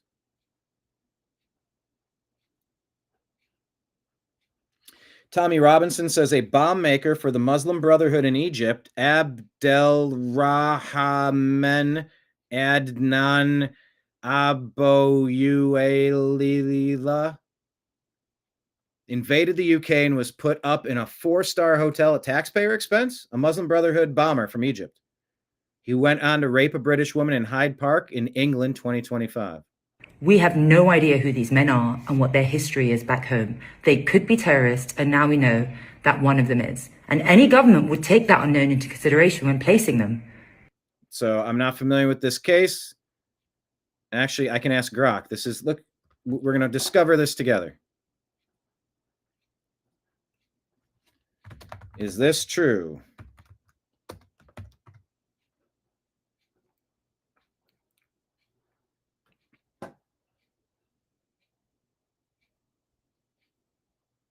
David says it's like what they always did for poor countries, have a concept and cancel the debt except for about 20 cents. And the very next day, compounding interest starts it all over again. Yeah, people are going to go hit the club tonight playing Call of Booty. Call of Booty. Unholy Hoax has been on Battlefield. Is that the one that came out? Battlefield. What was the one that just came out? I don't know because I don't play. Let me ask Grok. What big new war game just came out for video game? Battlefield 6. Okay, yeah, Battlefield 6 is maybe what I was thinking of. October 10th. PS5, Xbox Series, what does that say? XLS, XS, and PC? Should I get a PS5 or an Xbox Series? What is that called? XS? I'm asking you, Unholy Hoax. I don't know what's what. You gave up on Call. Why'd you give up on Call of Duty? Yeah, Battlefield 6, I guess, is the big one. Gotta love that compounding interest, the most powerful formula on the planet. Ahem.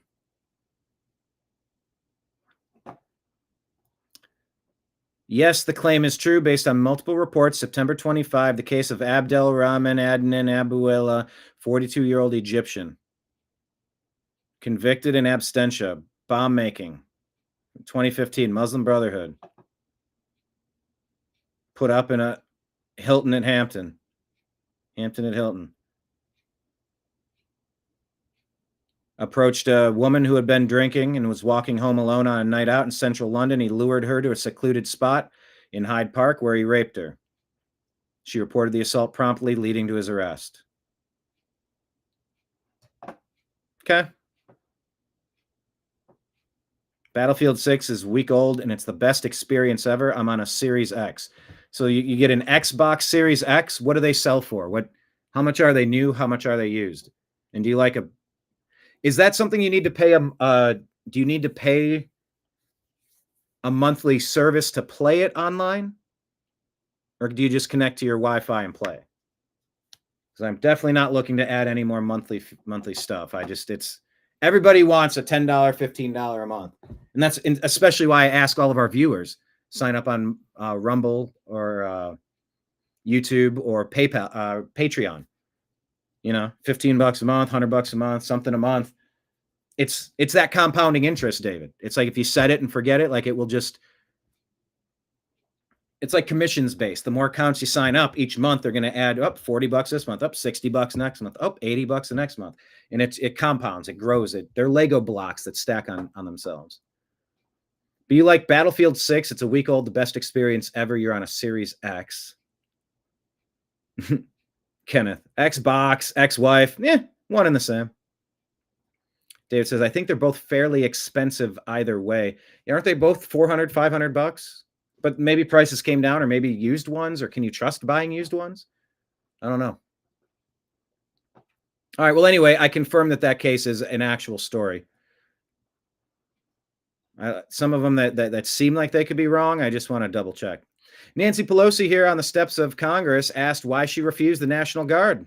Congresswoman Pelosi, are you at all concerned that the new January 6th committee will find you liable for that day? Are you at all concerned about the new January 6th committee finding you liable for that day?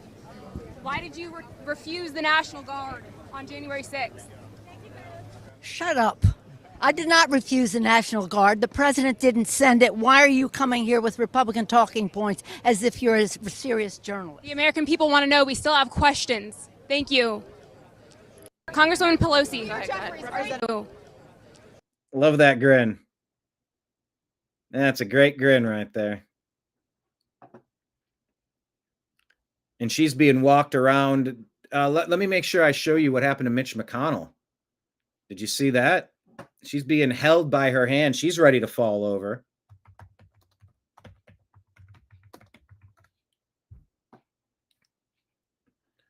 Mitch McConnell wiped out yesterday. Let me share this tab instead. These people need term limits. If it's good enough for the president, it needs to be good enough.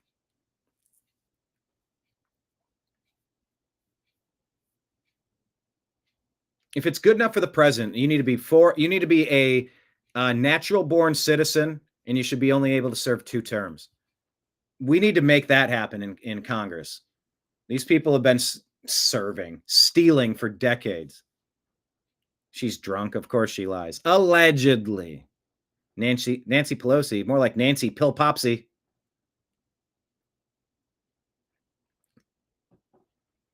Unholy Hoax says, monthly service is on a tier. What does that mean, on a tier?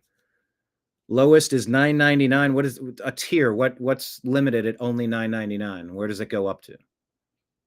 Series X actually went up. Greedy companies. You've been on Xbox since 2006.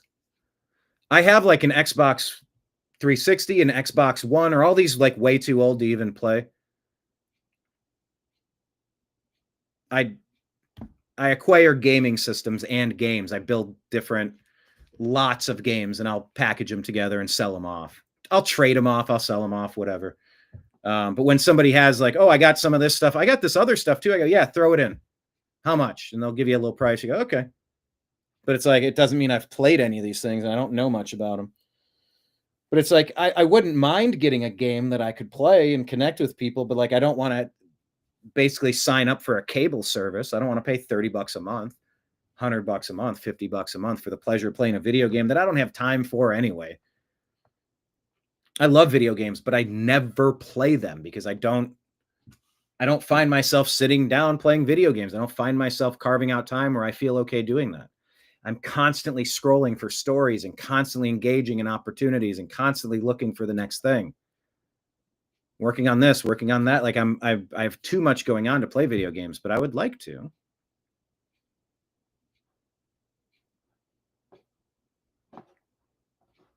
Here's Mitch McConnell. Excuse me? Just like Pelosi, literal handlers, walking them from place to place, trying to hold them up. Senator, my name is Stella. I want to ask, do you support ICE taking working people off the streets and kidnapping them? Down goes Mitch.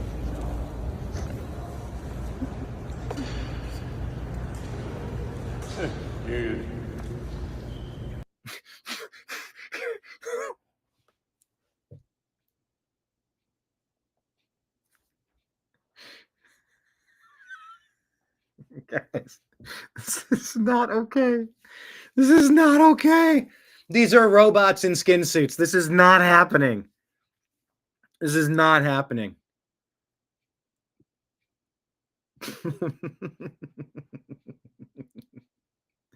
What? Trash Panda says his smile and wave is funny. He goes, ugh. He didn't even say anything. He just like grunted with a goofy smirk and smile. Dude.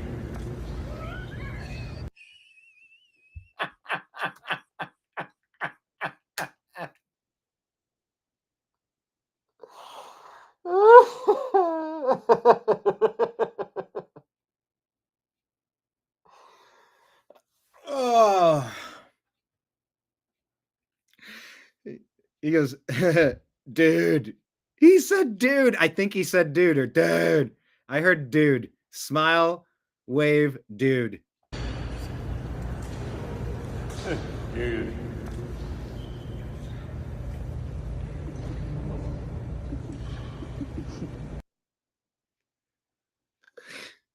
This is not funny. Why is this so funny? This is so awful. This guy needs to be removed. He's falling apart.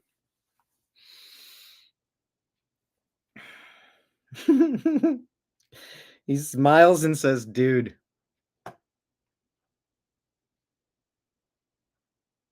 Oh, I feel a meme coming. Yes. He does look effed up. Did he fall down to avoid the question? Yeah, maybe that's the new technique. You got to roll over onto your turtle shell. Do you support ICE taking working people off the streets and kidnapping them? I would say no, because he reaches out for that support hand and it wasn't exactly where he needed it and he fell down. He reached out for the hand. So no, I don't think he did it, but he smiles and says, dude.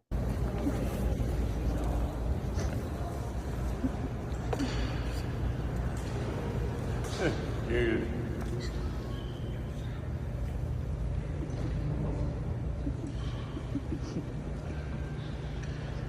People are laughing.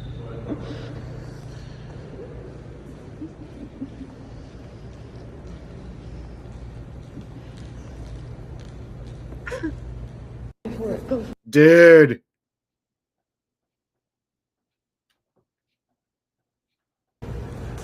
Dude. Dude. Dude. Dude.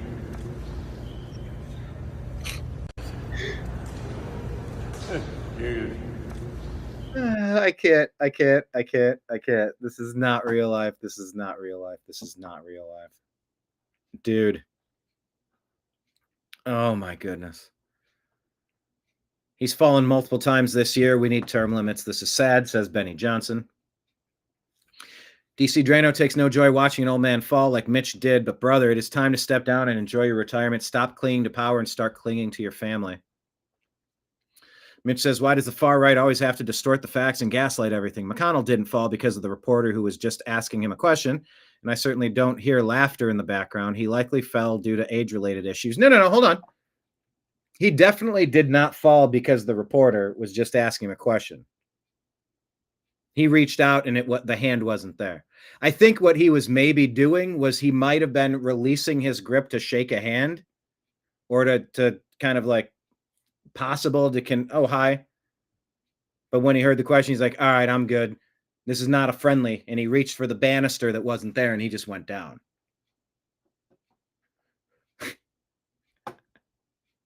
There he is, Mitch McConnell, everybody. A real man of genius. Mr. I can't take a question about something and something the ICE arrests.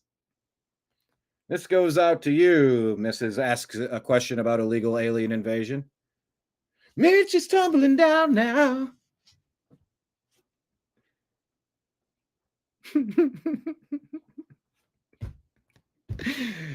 See, look, when I get the production, when I get the right producer for the show, we're going to do skits. We're going to do skits like this. We're going to do Real Man of Genius. He actually looks like a turtle upside down on the back of his shell. We just need a little bit of production to make these things happen. We'll do skits. We'll turn this into like a partial comedy show, like a daily show with regular comedy bits, with guests and stuff. In fact, that's kind of what I like the most about what Louder with Crowder does. They do good stuff. They've put together something that resembles what my head has always had in mind with the right team. Of course, you know, Mug Club has millions of members. I've got a few.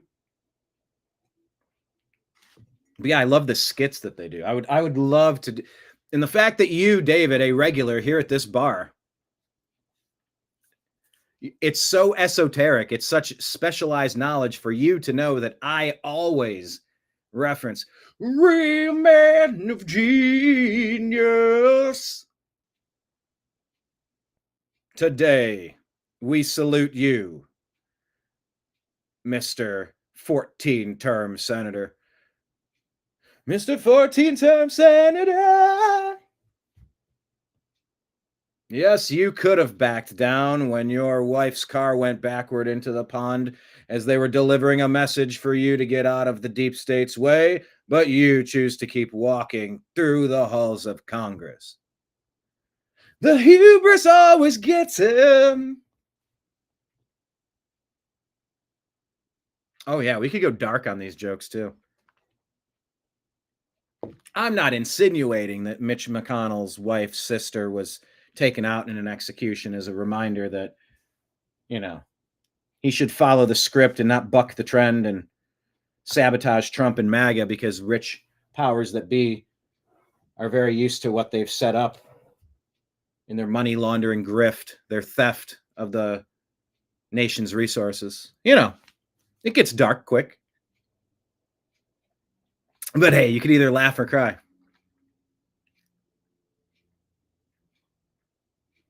But yeah, with the right funding, with the right show that I'd like to put together, I would like something that's partial Saturday Night Live with partial reoccurring skits like that. That would be so funny. We just need the right music director.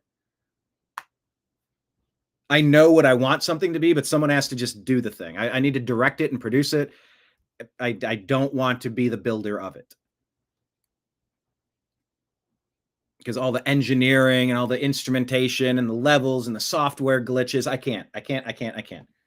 I have, and I do the best I can sometimes, but good Lord, I'm like, my brain is that's not where I'm wired.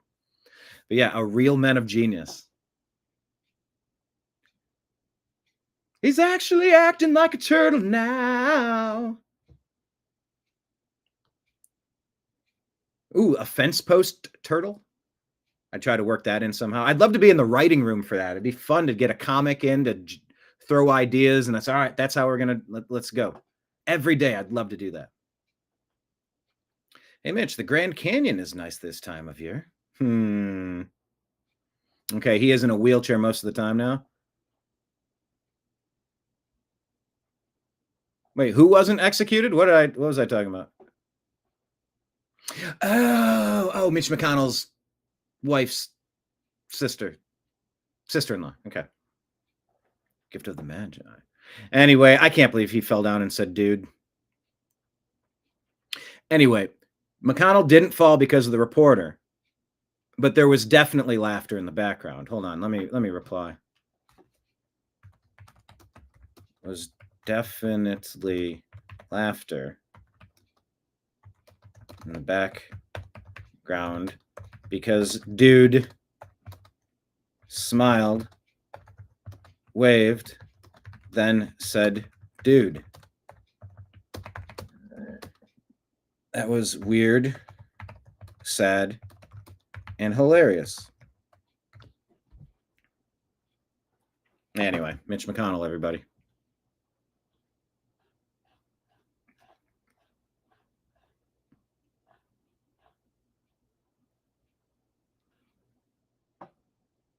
All right.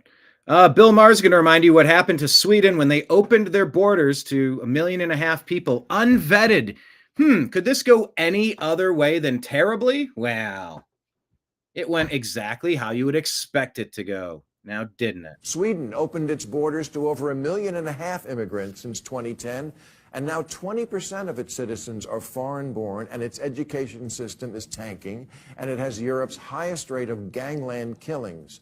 And one result is that the far-right parties are in the government now there for the first time.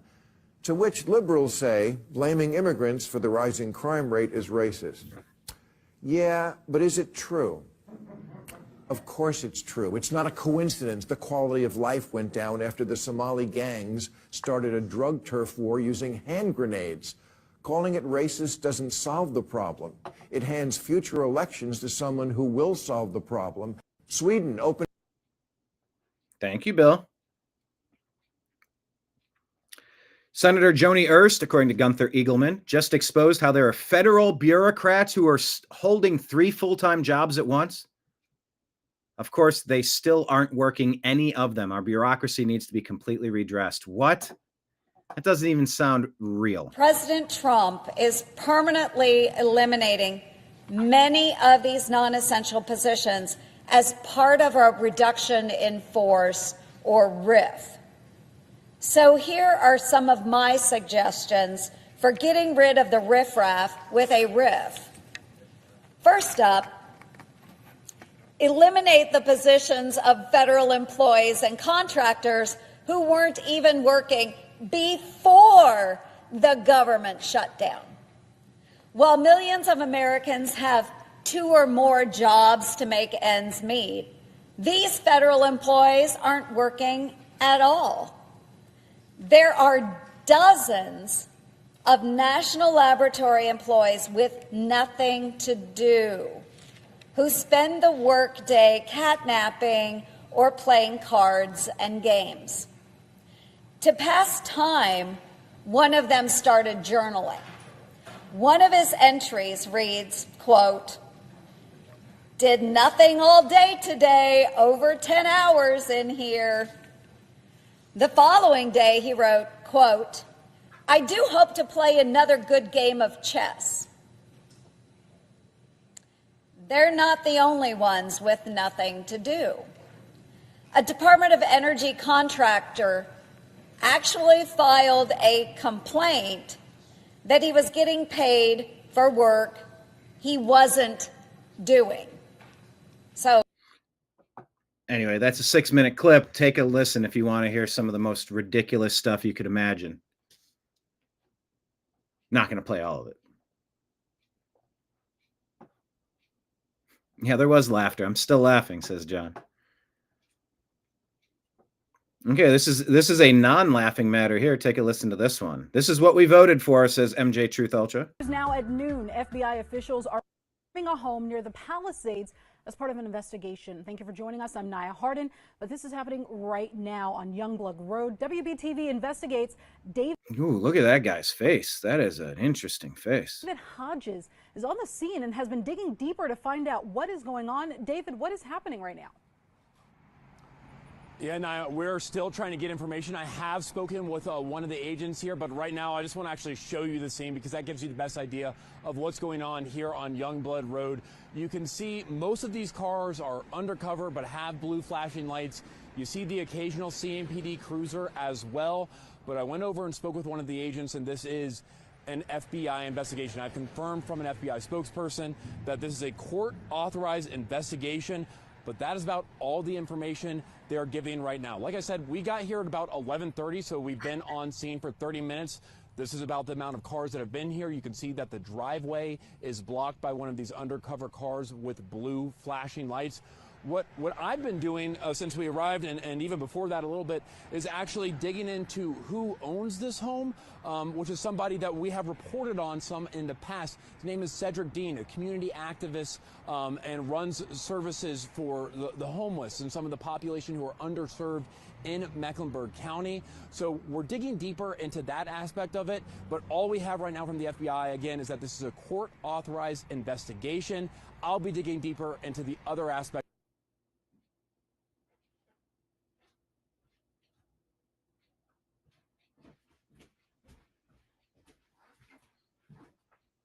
Oh, okay.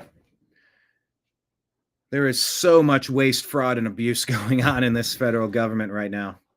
Coast to coast. Inflated or false claims to Medicaid, using fake diagnoses, paying staff and recruiters through services like Cash App. Authorities said his company billed $1 million a month, operated without enough staff to actually provide care. Bank accounts, vehicles, 2 RVs, luxury SUVs, multiple properties, Charlotte and Shelby, the purchase with fraud earnings. I mean, come on. Come on. Secretary Marco Rubio says this week the United Nations... Let me switch the screen there. There we go.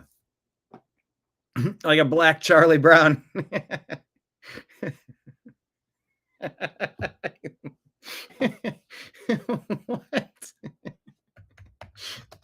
Let's see if we can do a side by side. I mean, right?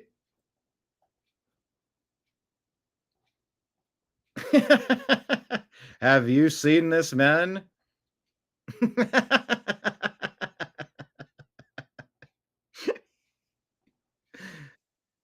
Let's do side by side.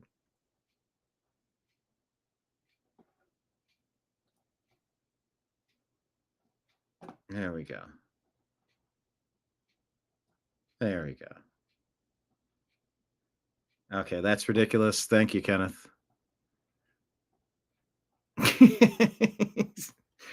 I guess let me go like that. It's easier to see that way. But then this one's a little different.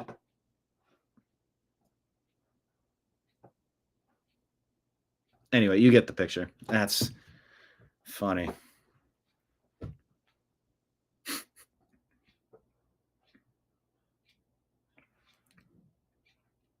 Okay.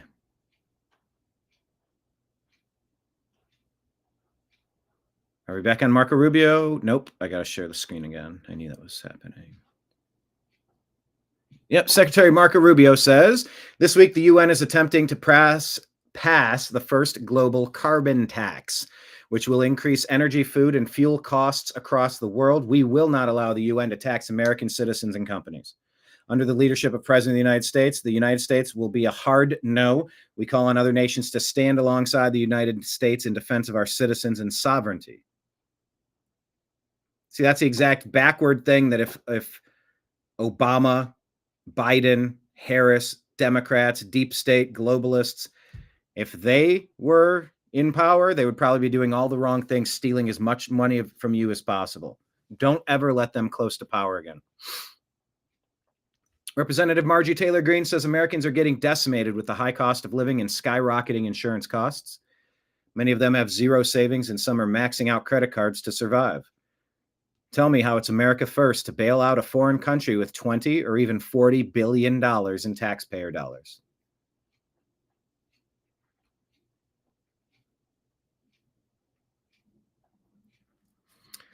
We asked for an update on this Ashley guy. Ashley Tellis, a naturalized U.S. citizen, longtime State Department advisor on South Asia, arrested after FBI agents found 1,000 pages of classified documents, including top secret materials, at his Virginia home. He's charged with unlawfully retaining national defense information under the Espionage Act.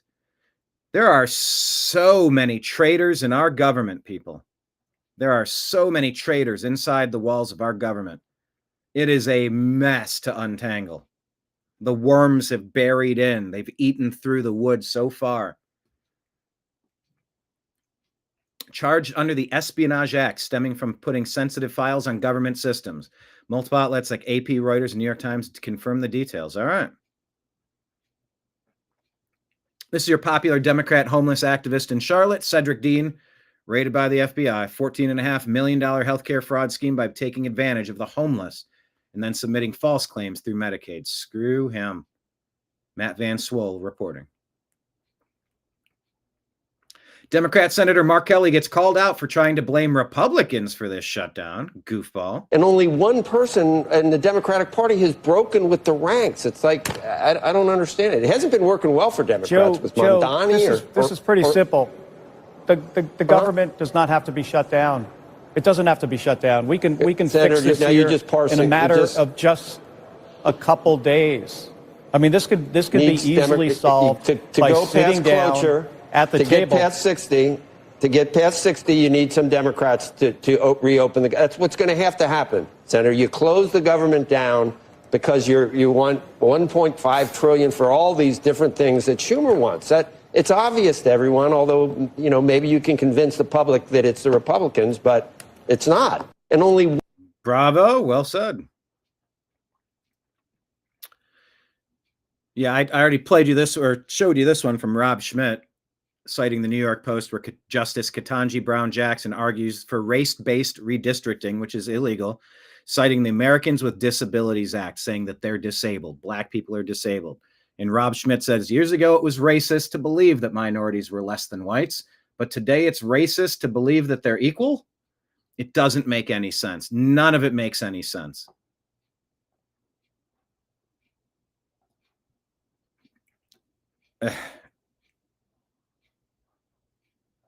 Now, I don't know if this is a parody post or not, or AI. Oh, this does look like AI. It's Sora. S-O-R-A means parody. Are you happy about the ceasefire? Honestly, I like protesting, so not really. So why don't you protest for the Christians in Nigeria? Oh, how much are they paying? Oh, how much are they paying? Yep, OpenAI's Sora, a visible watermark, C2PA metadata to indicate it's AI-generated content. Dio, patria e famiglia, e fatevene una ragione. She's a firebrand, man, this one. She's a feisty. British Patriot reports that Italian Prime Minister Giorgia Meloni announces major crackdown on Islamism. A new law will ban burqas and niqabs, with mosques facing regular monitoring and inspections. Italy is in safe hands, says the British Patriot. I don't know what she's saying here. Difenderemo la nostra identità. Difenderemo Dio, patria e famiglia. Actually, that'll be the question. Grok, please translate her words into English. We'll see what Grok does. 3 liberal students caught vandalizing Turning Point USA signs at the University of Oklahoma. Excuse me? Why are you touching our signs? Why do you think you can touch our signs? This is what they do. Of course. We got you on video, by the way. Okay. Hey, dude, maybe don't follow people. No, you think you guys can touch our signs? You got plenty more. Okay, no, that you've got plenty more. Is this a skit? That's our personal property and our freedom of speech. You have no right to touch our signs.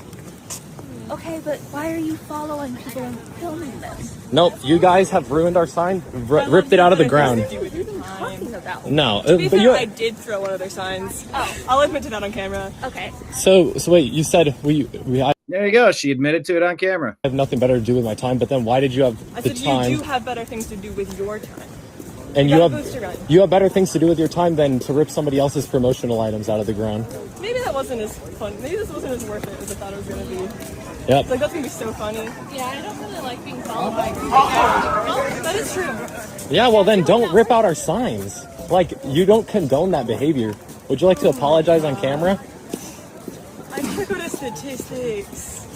Girl, probability of Ridiculous. There you go. New York Post says Letitia James' criminal kin have been charged 11 times in 5 years, but they keep getting off easy with downgraded and dropped charges. Huh. Go figure.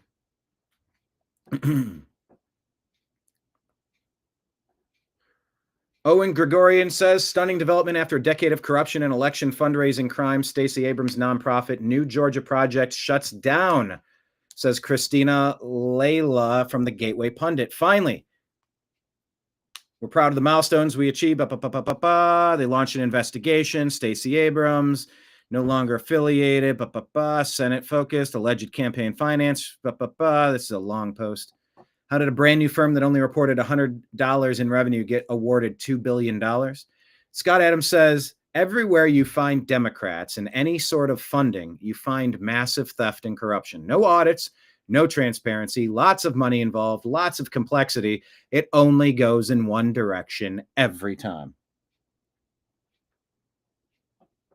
Here's another woke liberal student at the University of Oklahoma caught destroying Turning Point USA signs. Here you go. Really? Tearing up our yard signs. Who do you think you are? No, who are you? I think that dude's blowing a kiss. Really? Tearing up our yard signs. Right there, I think, hand to the mouth. Who do you think you are? And yep, and blowing a kiss right there. No, who are you? You think this is freedom of speech, tearing up somebody else's yard sign? Look at this. What is with the mannerisms and the way that this person's acting? All flighty. This cannot be on our campus. Oh my, what? That is crazy. This is the left in one image. Wow. Just wow. Really? Yeah, I think that's going to be great content. TPUSA needs to be smart enough to have people watching with cameras. Someone does something at every other side. You got someone with a walkie-talkie. You're recording from the other side. You put a camera in their face. You let them account for their actions. That's going to be, they need to be on top of that content. I know they've been able to grab a few, but this should be every campus waiting for it at every location because people are going to keep doing it. And you need to shame these people for what they're up to. I hope they're savvy enough to catch that. Glenn Beck and Megyn Kelly talking about, well, fixing America. We need 2 terms of J.D. Vance post-Trump. That's exactly what Trump need, said. Yeah, we can't, like, as much of a miracle worker as Trump is, he can't get it done in 4 years. And we've learned from him how to do it and that it's working. I mean, just yesterday, there was a headline about the yet another hospital, this one in Boston, shutting down the puberty blockers and cross-sex hormones for anyone under age 19 because Trump is defunding these hospitals that continue to provide that. I mean, it's amazing. He did that via executive order. So, going 3 years without those so-called services is great. But if you go an extra 8 on top of that without them doing this, and then we see the difference in our youth who are growing out of their gender dysphoria, this is just one example, the case will be so much stronger for never bringing this barbarism back again. And same with DEI. That's dying a fast death. Every day you open the paper and you see more stories, sob stories on the left, about yet another DEI program that's been eliminated. And now these people have nothing to do with their useless degree that they got from Brown University or NYU or Harvard. And so if we have, another, let's say, 3 + 8, when we go 11 years without people getting hired for these roles, the programs get eliminated at the universities. No one wants to major in something that's not saleable after the fact. So it does take time. And Trump has gotten us a jump start on it all. But yeah, it could be undone if we lose in 28.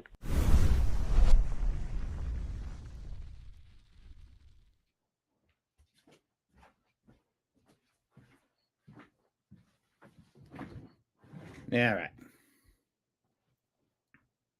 There's so much to do. 2 more terms, minimum, at a minimum, probably. I know 2 stories today were like, is that a dude or like, that's a lady? And it's like, what is happening? Ted Cruz talking about this air quote, no kings, completely astroturf high school play. Who's funding it? Well, here's some thoughts from Ted Cruz. Now, I will say one of the most important things President Trump has done recently is he has pledged that he's going to go after Antifa. And what I've been urging is follow the money, cut off the money. And you look at this No Kings rally, and there's considerable evidence that George Soros and his network is behind funding these rallies, which may well be riots all across the country. And Soros is writing the check. And so I've introduced legislation called the Stop Funders Act that would add rioting to the list of predicate offenses for RICO. Why is that? Because it would let the Department of Justice use RICO, racketeering, to prosecute the money that is funding the anti-Semitic protests on campuses, the pro-open border protest in L.A. and other cities, and these No King protests. Anyone that is supporting rioting and violence, it lets you go after the money. And I'll tell you, there are more than 200 left-wing groups behind these No Kings rallies this weekend. They deliberately are blind to what each of the others are doing. That's part of how they avoid accountability. RICO is designed for precisely that sort of criminal enterprise. And so I believe the Senate, we ought to take up and vote on and pass our Stop Funders legislation. And I've urged both Pam Bondi at DOJ and Kash Patel at FBI, follow the money and prosecute those who are writing checks funding acts of violence, political violence or otherwise, across the country. So I think they're sort of walking into a trap. They feel like they're reaching a new level of professional agitation, community agitator, like Obama was, the community disruptor. Humble Flow here says, I've held back from criticizing Pope Leo for obvious reasons, but I'm not going to accept this ever. Vatican is set to open a prayer space inside its library to accommodate visiting Muslim scholars.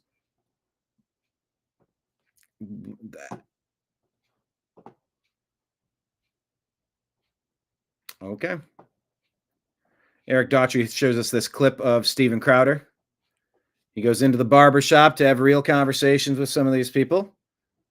And, you know, how often do people have real conversations? Not enough. If you're that scared of black people, don't come around black They're not scared, they're tired of it. Well, don't stay away from us. Great. You got your own areas. Then don't ask them to pay for it. And we're not because once again. Oh, so you want them to stay away but foot the bill. So you got to do that with everything and now else it's in the the tax kid, now it's the boodle and nothing is safe. Stay away from us but pay for us. Do you realize that guy's going to hate you? That other side of the coin. If we're going to do that, if we're going to give you that, then you got to go through everything and you got to give us the same thing. We're not going to pay for certain shit that we don't agree with. Can I ask you something real talk? While we're having real talk, why do young black men fight in packs? Why don't we see a World Star video? I know personal experience. Young Asians fight in packs more than young black men. No, I'm talking about every time I tune in. I used to be a club bouncer, so I'm talking about video after video of a defenseless person on the ground getting stomped by 8-5 people. I've seen that way too often.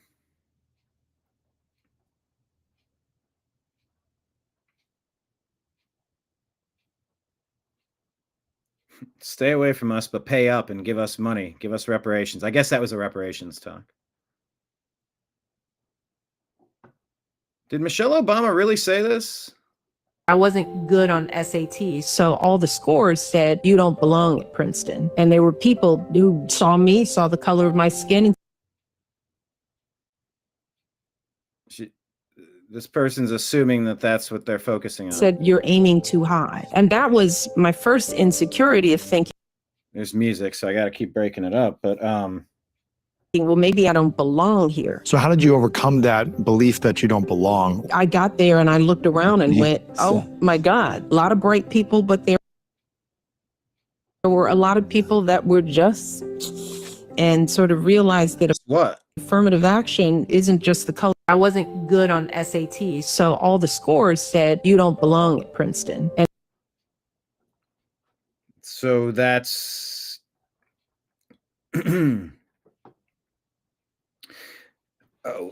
we commented, so to anyone who took issue with Charlie Kirk being worried that people flying planes might not have been qualified, this is the damage of DEI, which means didn't earn it. It's not about just giving someone a chance. It's about putting everyone at risk with less qualified people. Yeah, you test. There's only so many metrics that can be used to study competence. That doesn't describe everything, but when it comes to being a pilot, you're damn right it does. You can either do it flawlessly or you cannot. And that's just testing. And if you're letting less capable people graduate and letting less capable people get into these programs, you're going to have less capable people in those fields. And so that's been the original sin of DEI, is that the entirety of the process, the bigoted, racist process of DEI, causes people to look at, in this example, black pilots or black doctors or people, anybody, DEI existing, the racist and bigoted policies of diversity, equity, inclusion that sound great, but it means didn't earn it, and it's illegal, and it's not allowable.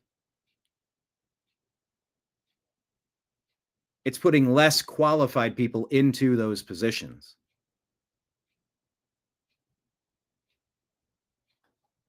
And you hear that.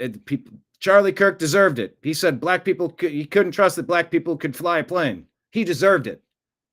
Okay, number one, that's ridiculous that if somebody thought that, you mean that they should be executed in front of his family. Like, fuck you. Stop. Second off, you got to catch the point of the conversation. When you need a starting pitcher in the American League Championship Series to go into the World Series, you don't go with the best player who pitched in the state of Texas. It's arbitrary. Skin color is arbitrary. Talent is the only thing that needs to matter in this country. Competence. I want the best pitcher, not the best pitcher who played high school baseball in Texas. That's irrelevant. I don't care if they're black, if they're white, if they're Asian, it doesn't matter to me what they look like. And that's what America is about. It doesn't matter. Except to the Democrats, they've made everything about race, and it's nauseating. People are sick of it. They're fed up with it. It's backward. There's a Ned Flanders line from The Simpsons where he says, God, I don't even know. I've done everything you've asked me to do, even the things that contradict the other things. I've done all the things you've asked me to do, even the things that contradict other things. It's like that comment I've read you twice today about Katanji Brown Jackson. Didn't we grow up in a universe where you didn't think there's any difference in capability based on skin color? That's how I was raised, and that's how we're supposed to think about things. But the Democrats bastardized that and weaponized that through people like Barack Obama and his ilk. Where Katanji Brown Jackson could actually sit on the Supreme Court and say that a black person is disabled because of their color of their skin. Is she out of her mind? People that think that are thinking, it's really sad. It's really sad if people are really thinking that. Kenneth says, he just wants the best pitcher, and that's the pitcher with no foam. Well done. Well done. Bravo. All my scores said I didn't belong in Princeton. So, of course, go to Princeton. It's like, how does that make sense? Here's Elon showing his SpaceX rocket factory. Bravo. Sharing this video that farmer is spreading awareness that farmers can and will be sued if they plant their own seeds in America. Seed companies are essentially bullying farmers into buying their seeds. Another reason your food is becoming so expensive. Farmers don't own the rights to the genetics of their own seeds unless they're using heirloom seeds. So in order to have the right to plant these seeds, we have to pay a fee. What? The seed company can actually come onto your property, check your plants, and if your plant has a trace of their genetics, they'll sue the farmer. So all that hard work growing the plant, yeah, we don't own it. And the seed companies love to remind us of this by saying, we know you bought our seed last year. So if you don't buy seed again from us, we're going to be auditing you. So my order of 3 totes just came in, and to have the right to plant them cost me over $30,000. That's insane. Wall Street Maverick talks about this 2-step, one of the most evil schemes in history. Step 1, tell white people to stop having children because of global warming and overpopulation. Side by side. And then step 2, bring in millions of non-white immigrants into white countries because they aren't having children. Climate change making people think twice about kids. Britain must rely on immigration to compensate for a falling birth rate. So do you understand just how devious this is? How intentionally bigoted this is? How racist this has been? This whole global plan?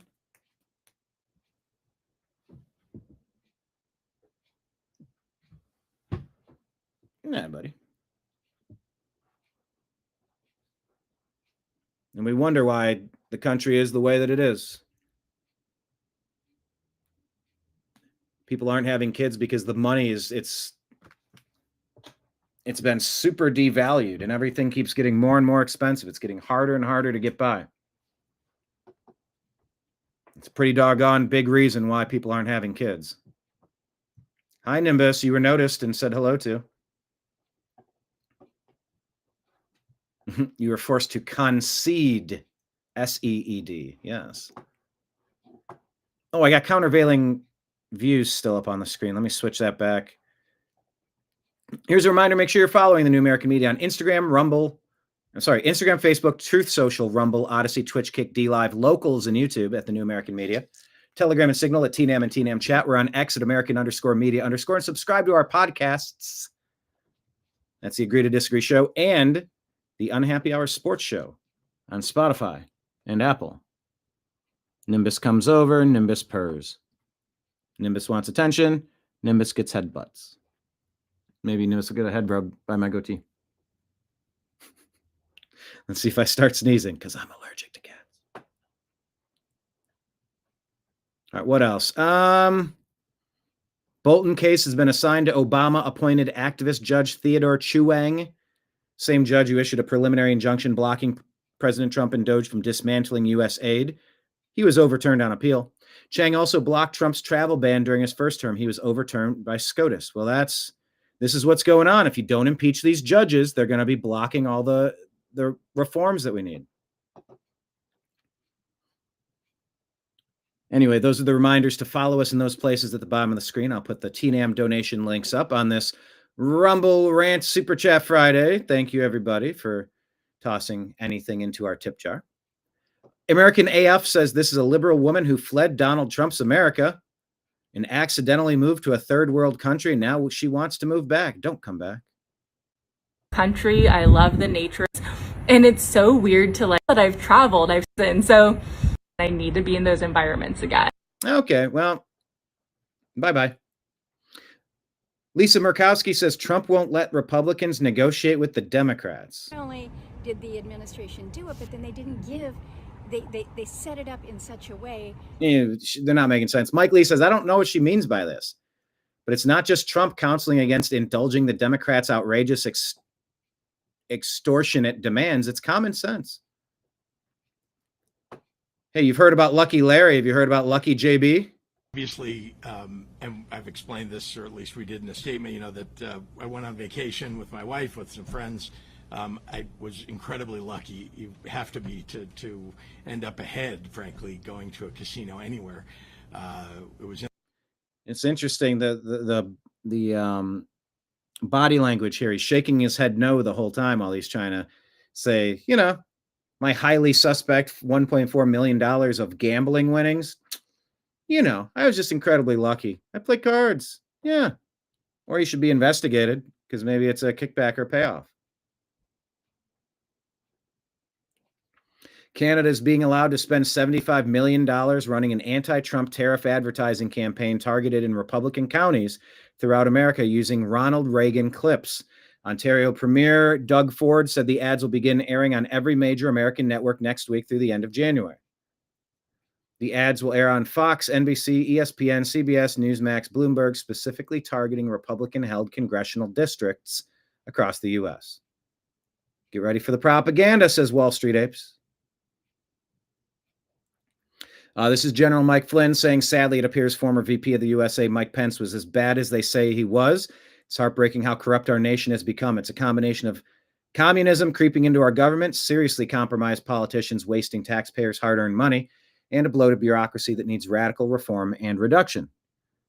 Say a prayer that real Donald Trump is the leader that can fix these severe problems. I do every day. Using the Logan Act as a pretext, ran a back channel with Peter Strzok to the VP Pence's office, beginning an investigation of Flynn, even before they were aware, and then illegally unmasked him, illegally leaked conversations, and then got him fired, and then still cleared him of wrongdoing until Mueller appeared. It's nutty. Janie Johnson says, this is a crazy story.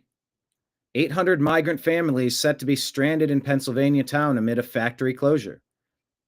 4,000 people in Pennsylvania. Biden-Harris imported 2,000 Haitians to work in a food factory. Now that factory has defaulted on $80 million of loans and is closing. The Haitians were only granted temporary legal status if they worked at the plant. Now with the plant closing, they become illegal, all of them. So what to do in a small town with 50% now illegal Haitians? Just in time for winter. Matt Van Swol reports something that shook him to his core. I can't believe this happened in Asheville, North Carolina. Things are bad, but still hoped things weren't this bad. He was wrong, so wrong. They destroyed a billboard honoring Charlie Kirk. It's saying smash fascism and stand up, fight back, and all sorts of crap. Why is F-bomb trending? Who dropped an F-bomb? Oh, President Trump discussing Venezuela. Let's take a listen. Things are happening around the world, I'll say that. Mr. President, it has been reported that Maduro offered everything in his country, all the natural resources. He even recorded a message to you in English recently, offering mediation. What should we do in order to stop that? He has offered everything. He's offered everything. You're right. You know why? Because he doesn't want to fuck around with the United States. Thank you, everybody. Thank you. Thank you, everybody. That's a very clear message. In the way he says he has offered everything. Like, it sounds like he negotiated a transfer of power. He has offered everything. He's offered everything. You're right. You know why? Because he doesn't want to fuck around with the United States. Thank you, everybody. Thank you. Thank you, everybody. And that's a very serious Trump. That wasn't dropped as a joke. That was, we're almost done negotiating your stand down order. You better go along with this. Don't mess with me. Thank you guys. Thanks, guys. Let's go. Start moving. JD. President Trump said a bad word. He's loving it. Thank you guys. Thanks, guys. Let's go. Start moving. Marco's like, are we come on, President Trump, do we have to? Thank you guys. Things are happening. All right, so keep your eyes peeled on Venezuela.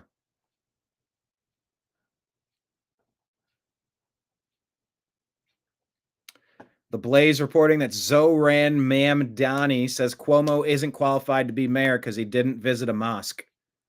Matt Walsh says it's a very, very bad sign that you haven't visited enough mosques is now an attack line against American politicians. These are the fruits of mass migration. The migrants don't assimilate to us. They demand that we assimilate and submit to them. Patriot Warrior Texas. There you go. Look at that.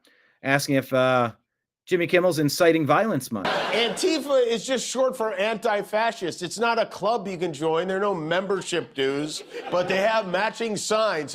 Okay, well, I guess we better round up these domestic terrorists, too. They look pretty matching to me. Listen, I'm going to tell you this. Spread it around. There's no chaos in Portland. None. Dude, I don't even get what's going on with this guy. How could somebody just lie to your face? For what? To what end? For what purpose are they lying to your face? Portland has been in chaos for years. Who is paying this guy to lie, and for what purpose? Spread it around. There's no chaos in Portland. None. There is no chaos in Chicago. There was no chaos in Los Angeles. They're pretending there's chaos as a pretense for a military takeover. But I'm open-minded. If there is chaos in these cities Trump calls hellholes, let's see it and decide if something needs to be done about it. And wow. Guy's a lunatic. All you got to do is go live in any of these cities. Go visit for a week and look around. It's an absolute mess. And yes, there are definite coordinated domestic terrorism campaigns that are embedded in each city. Man, Jimmy is out there. Okay, the 26-page indictment on you know who, John Bolton, has been unsealed, and there are 18 federal counts indicted on the Espionage Act. Again, this is another Espionage Act. You're going to see a lot of Espionage Act, I think. Yeah, so John Bolton was charged with 18 federal counts, and I apologize, I'm going to look down. I'm reading this. We're still just getting this. We have The first 8 counts are transmission of national defense information. The second set of 9 counts, that's counts 9 through 18, is retention of national defense information. And that looks like it's U.S. Code Title 19, Section 793D and E, which is part of the Espionage Act. Now, there was another statute that they were considering, and it looks like they've only charged him with those Espionage Act statutes, but we're still reading through this indictment. It's 26 pages long. There's a lot of background information here, and I apologize, but we're literally just getting this in right now, so I'm still reading through it. Andrew Weissman, your first reaction. Andrew Weissman. Sure. Oh, what a piece of... wait and see if Weissman gets indicted. At a United States District Court in Greenbelt, Maryland, he is expected to surrender after being indicted on 18 counts over the alleged mishandling of classified documents. Dominoes are starting to clack. Ayal Jacoby says, Zoran Mamdani says, I never said I wanted to defund the police. Elon points out, here are all the times. Defund it, dismantle it, defund the harem police, defund and dismantle, defund the police, defund the NYPD. No, we want to defund the police. Queer liberation means defund the police. We need to defund the NYPD. In NYC, 99% of office holders are Democrats, yet they refuse to defund cops. So, that's exactly what New York City is having a chance to vote for. This is insanity. Stop it.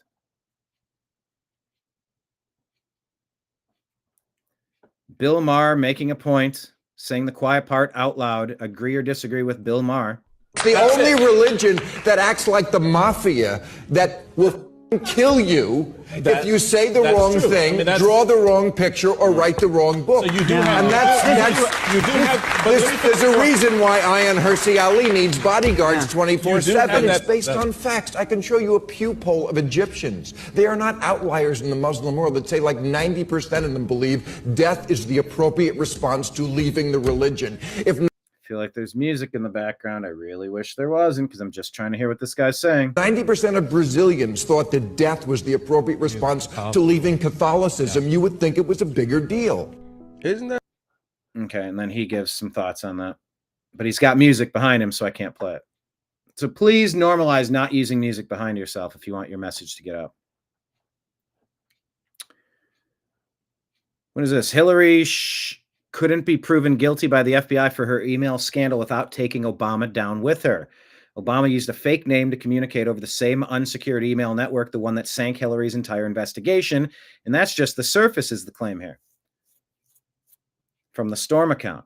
Behind the scenes, Epstein, Benghazi, pay-to-play politics, laundering, trafficking, and other dark operations involving countless deep state players. Now, Hillary, Bill, and others are under new sealed investigations. The Russia hoax was the distraction. Indictments are stacking. Some will sing. Some already have. I was the hunted. Now I'm the hunter. This is the art of war. Tick-tock. Tick-tock. Rest in peace, Ace Frehley.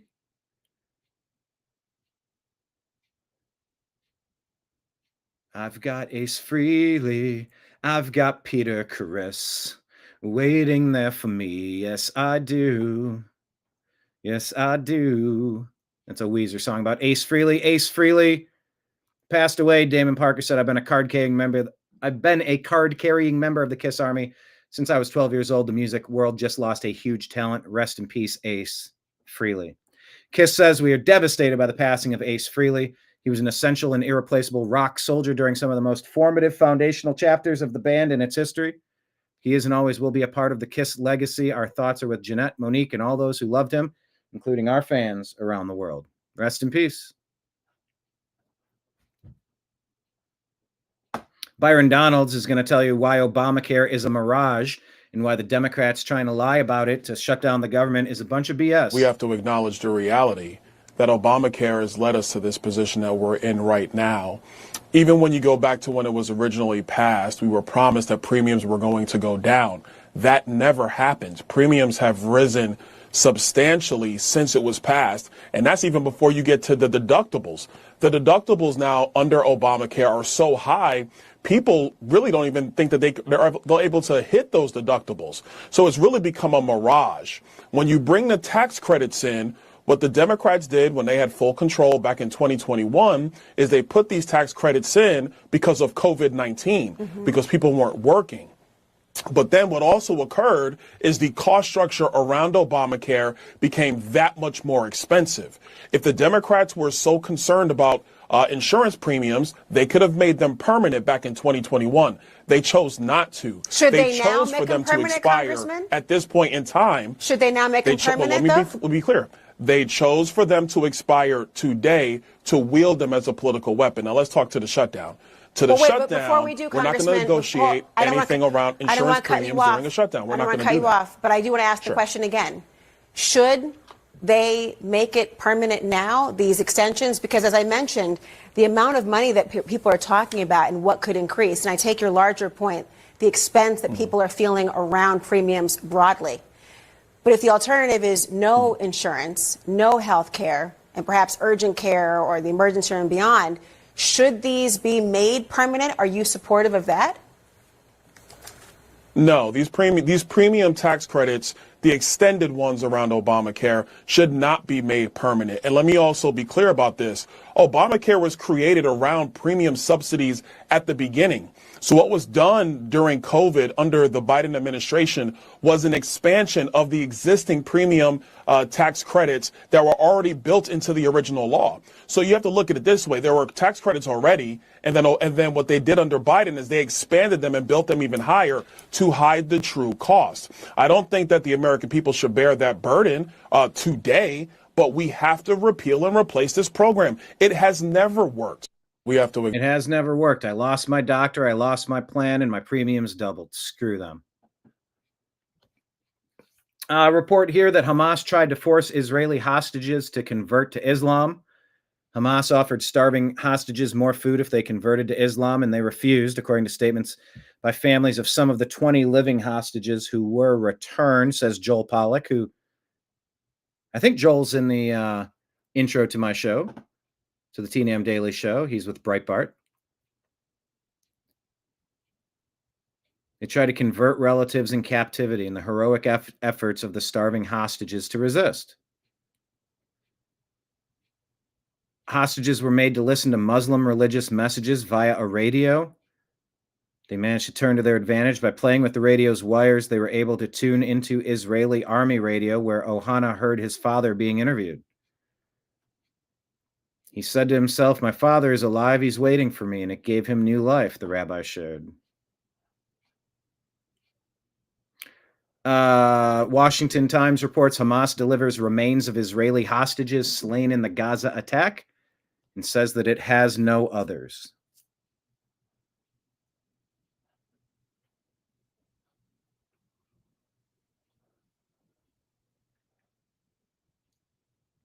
Representative Seth Moulton, I don't know who he's with,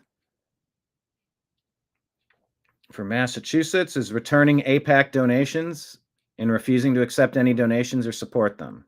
Below is my statement explaining why. I am cautiously optimistic that the recent breakthrough in Gaza will move us closer to ending the horrific violence in the region. A political resolution that allows Israelis and Palestinians to live side by side in peace is exactly the kind of framework I've been calling for from the beginning. I support Israel's right to exist, but I've also never been afraid to disagree openly with AIPAC when I believe they're wrong. In recent years, AIPAC has aligned itself too closely with Prime Minister Benjamin Netanyahu's government. I'm a friend of Israel, but not of its current government, and AIPAC's mission today is to back that government. I don't support that direction. That's why I've decided to return the donations I've received and will not be accepting their support. I still don't trust that guy, but that's not why this is such a big deal. For the first time ever, a U.S. congressman who's currently running for the Senate believes he has a better chance getting elected without AIPAC support than with it. Our voices, our efforts on social media. For the first time ever, we have politicians second-guessing their alignment with AIPAC. Let's keep this up. We're going to be seeing a lot more of this. This is a huge political shift. This is breaking news. So there you go.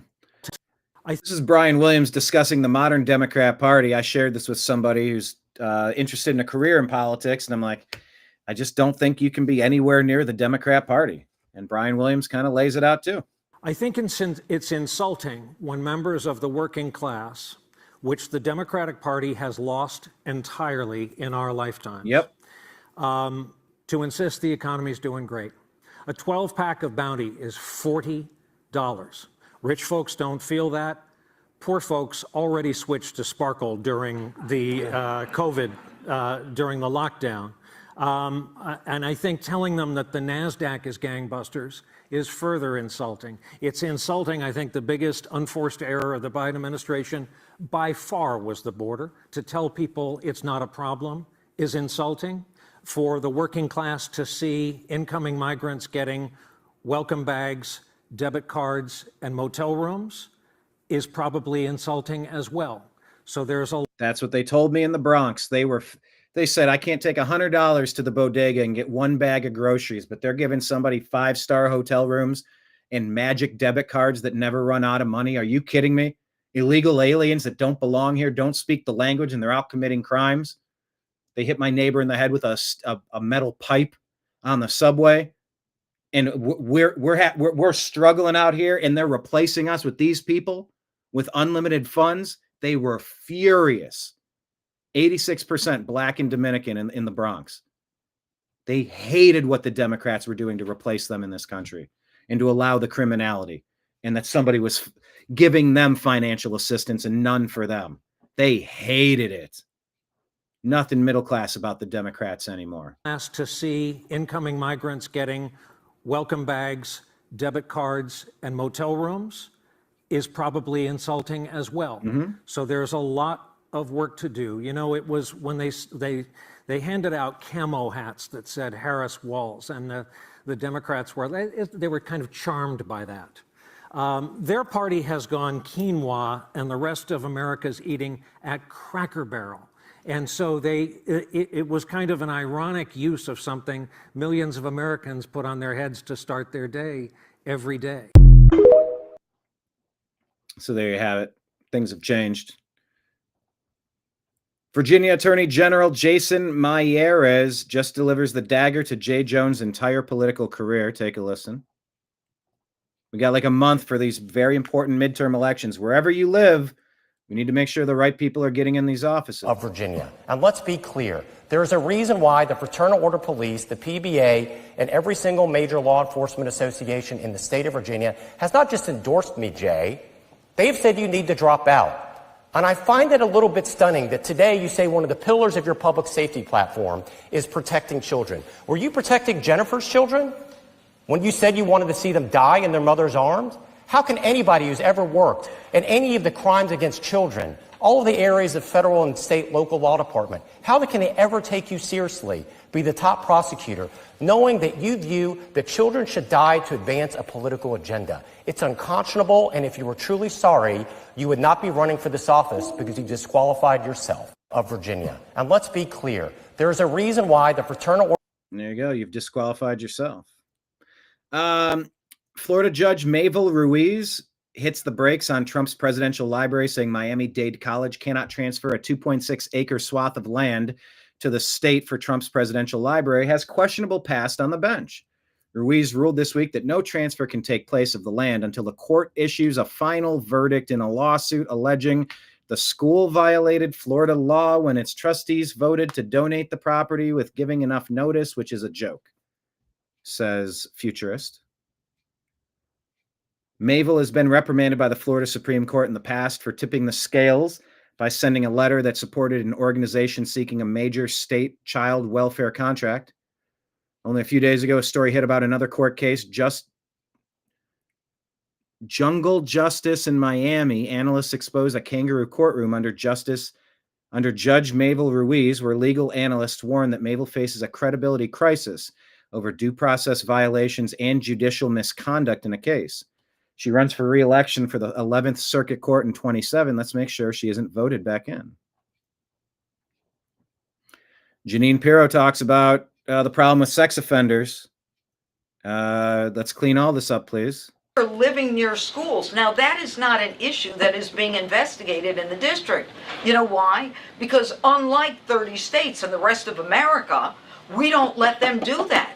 But in D.C., unfortunately, there is no prohibition to sex offenders living within 500 feet or 1,000 feet of a child-friendly location.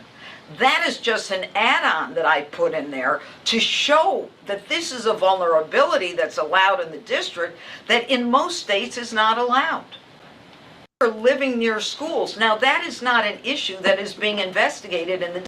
And that's a problem. Fix that. Fix all of it. There's so much to fix.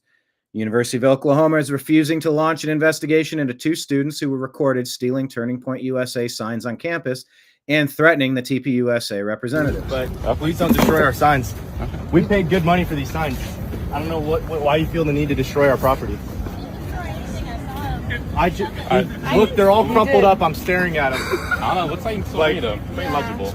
It looks like it's already promoting these ones are rapist on there. And he's not. It's an alleged. I cannot believe y'all are He's innocent until proven guilty. That's so embarrassing for y'all. Oh it's embarrassing that you feel the need to destroy our property Why in do you front of have our a face. rapist's face around here? Why are you promoting a rapist on campus with women? Says the lady that supported Hillary and Bill Clinton.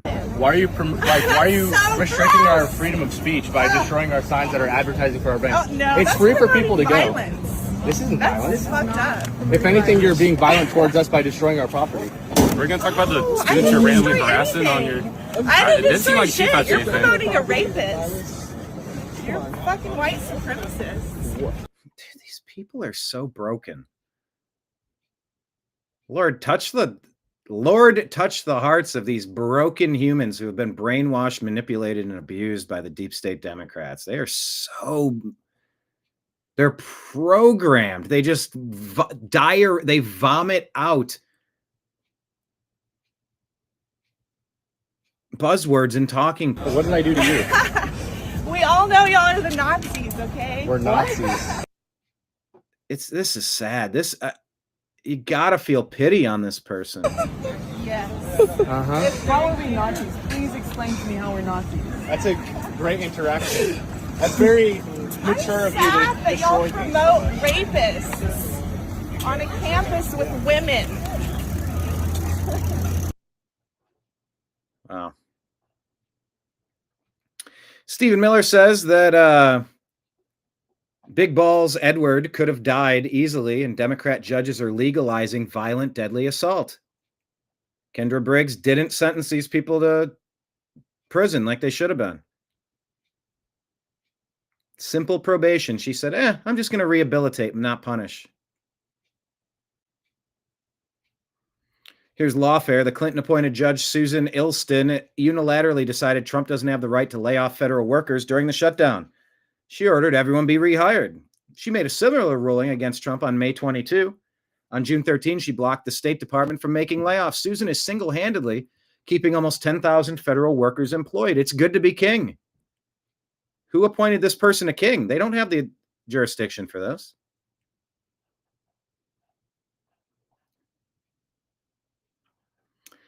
President Trump reaffirming, well, take a listen. Would there be any further conversation to have national concealed carry applied to actual D.C.? Like if you had a driver's license in Texas and you had a permit, of course you could drive. Well, as you know, they've been talking about that for a long time. It's an interesting question. A lot of people feel strongly both ways, but we are talking about that, Brian. Thank you. Would there be any Well, he said they are talking about nationwide concealed carry, but he kind of hedged his bets a little bit. That wasn't a super strong endorsement of it. A student at a Portland, Oregon high school called TPUSA a real threat to our students. Okay.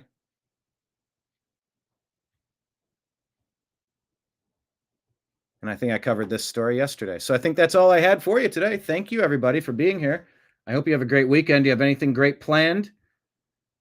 I hope you have the best weekend imaginable. Imaginable. I hope you have a great rest of your Friday. All right. I think I'll be back on Sunday doing the Unhappy Hour sports show, Strictly Browns, watching the game. And who knows, maybe I'll watch the second game as well. We'll see how it plays out.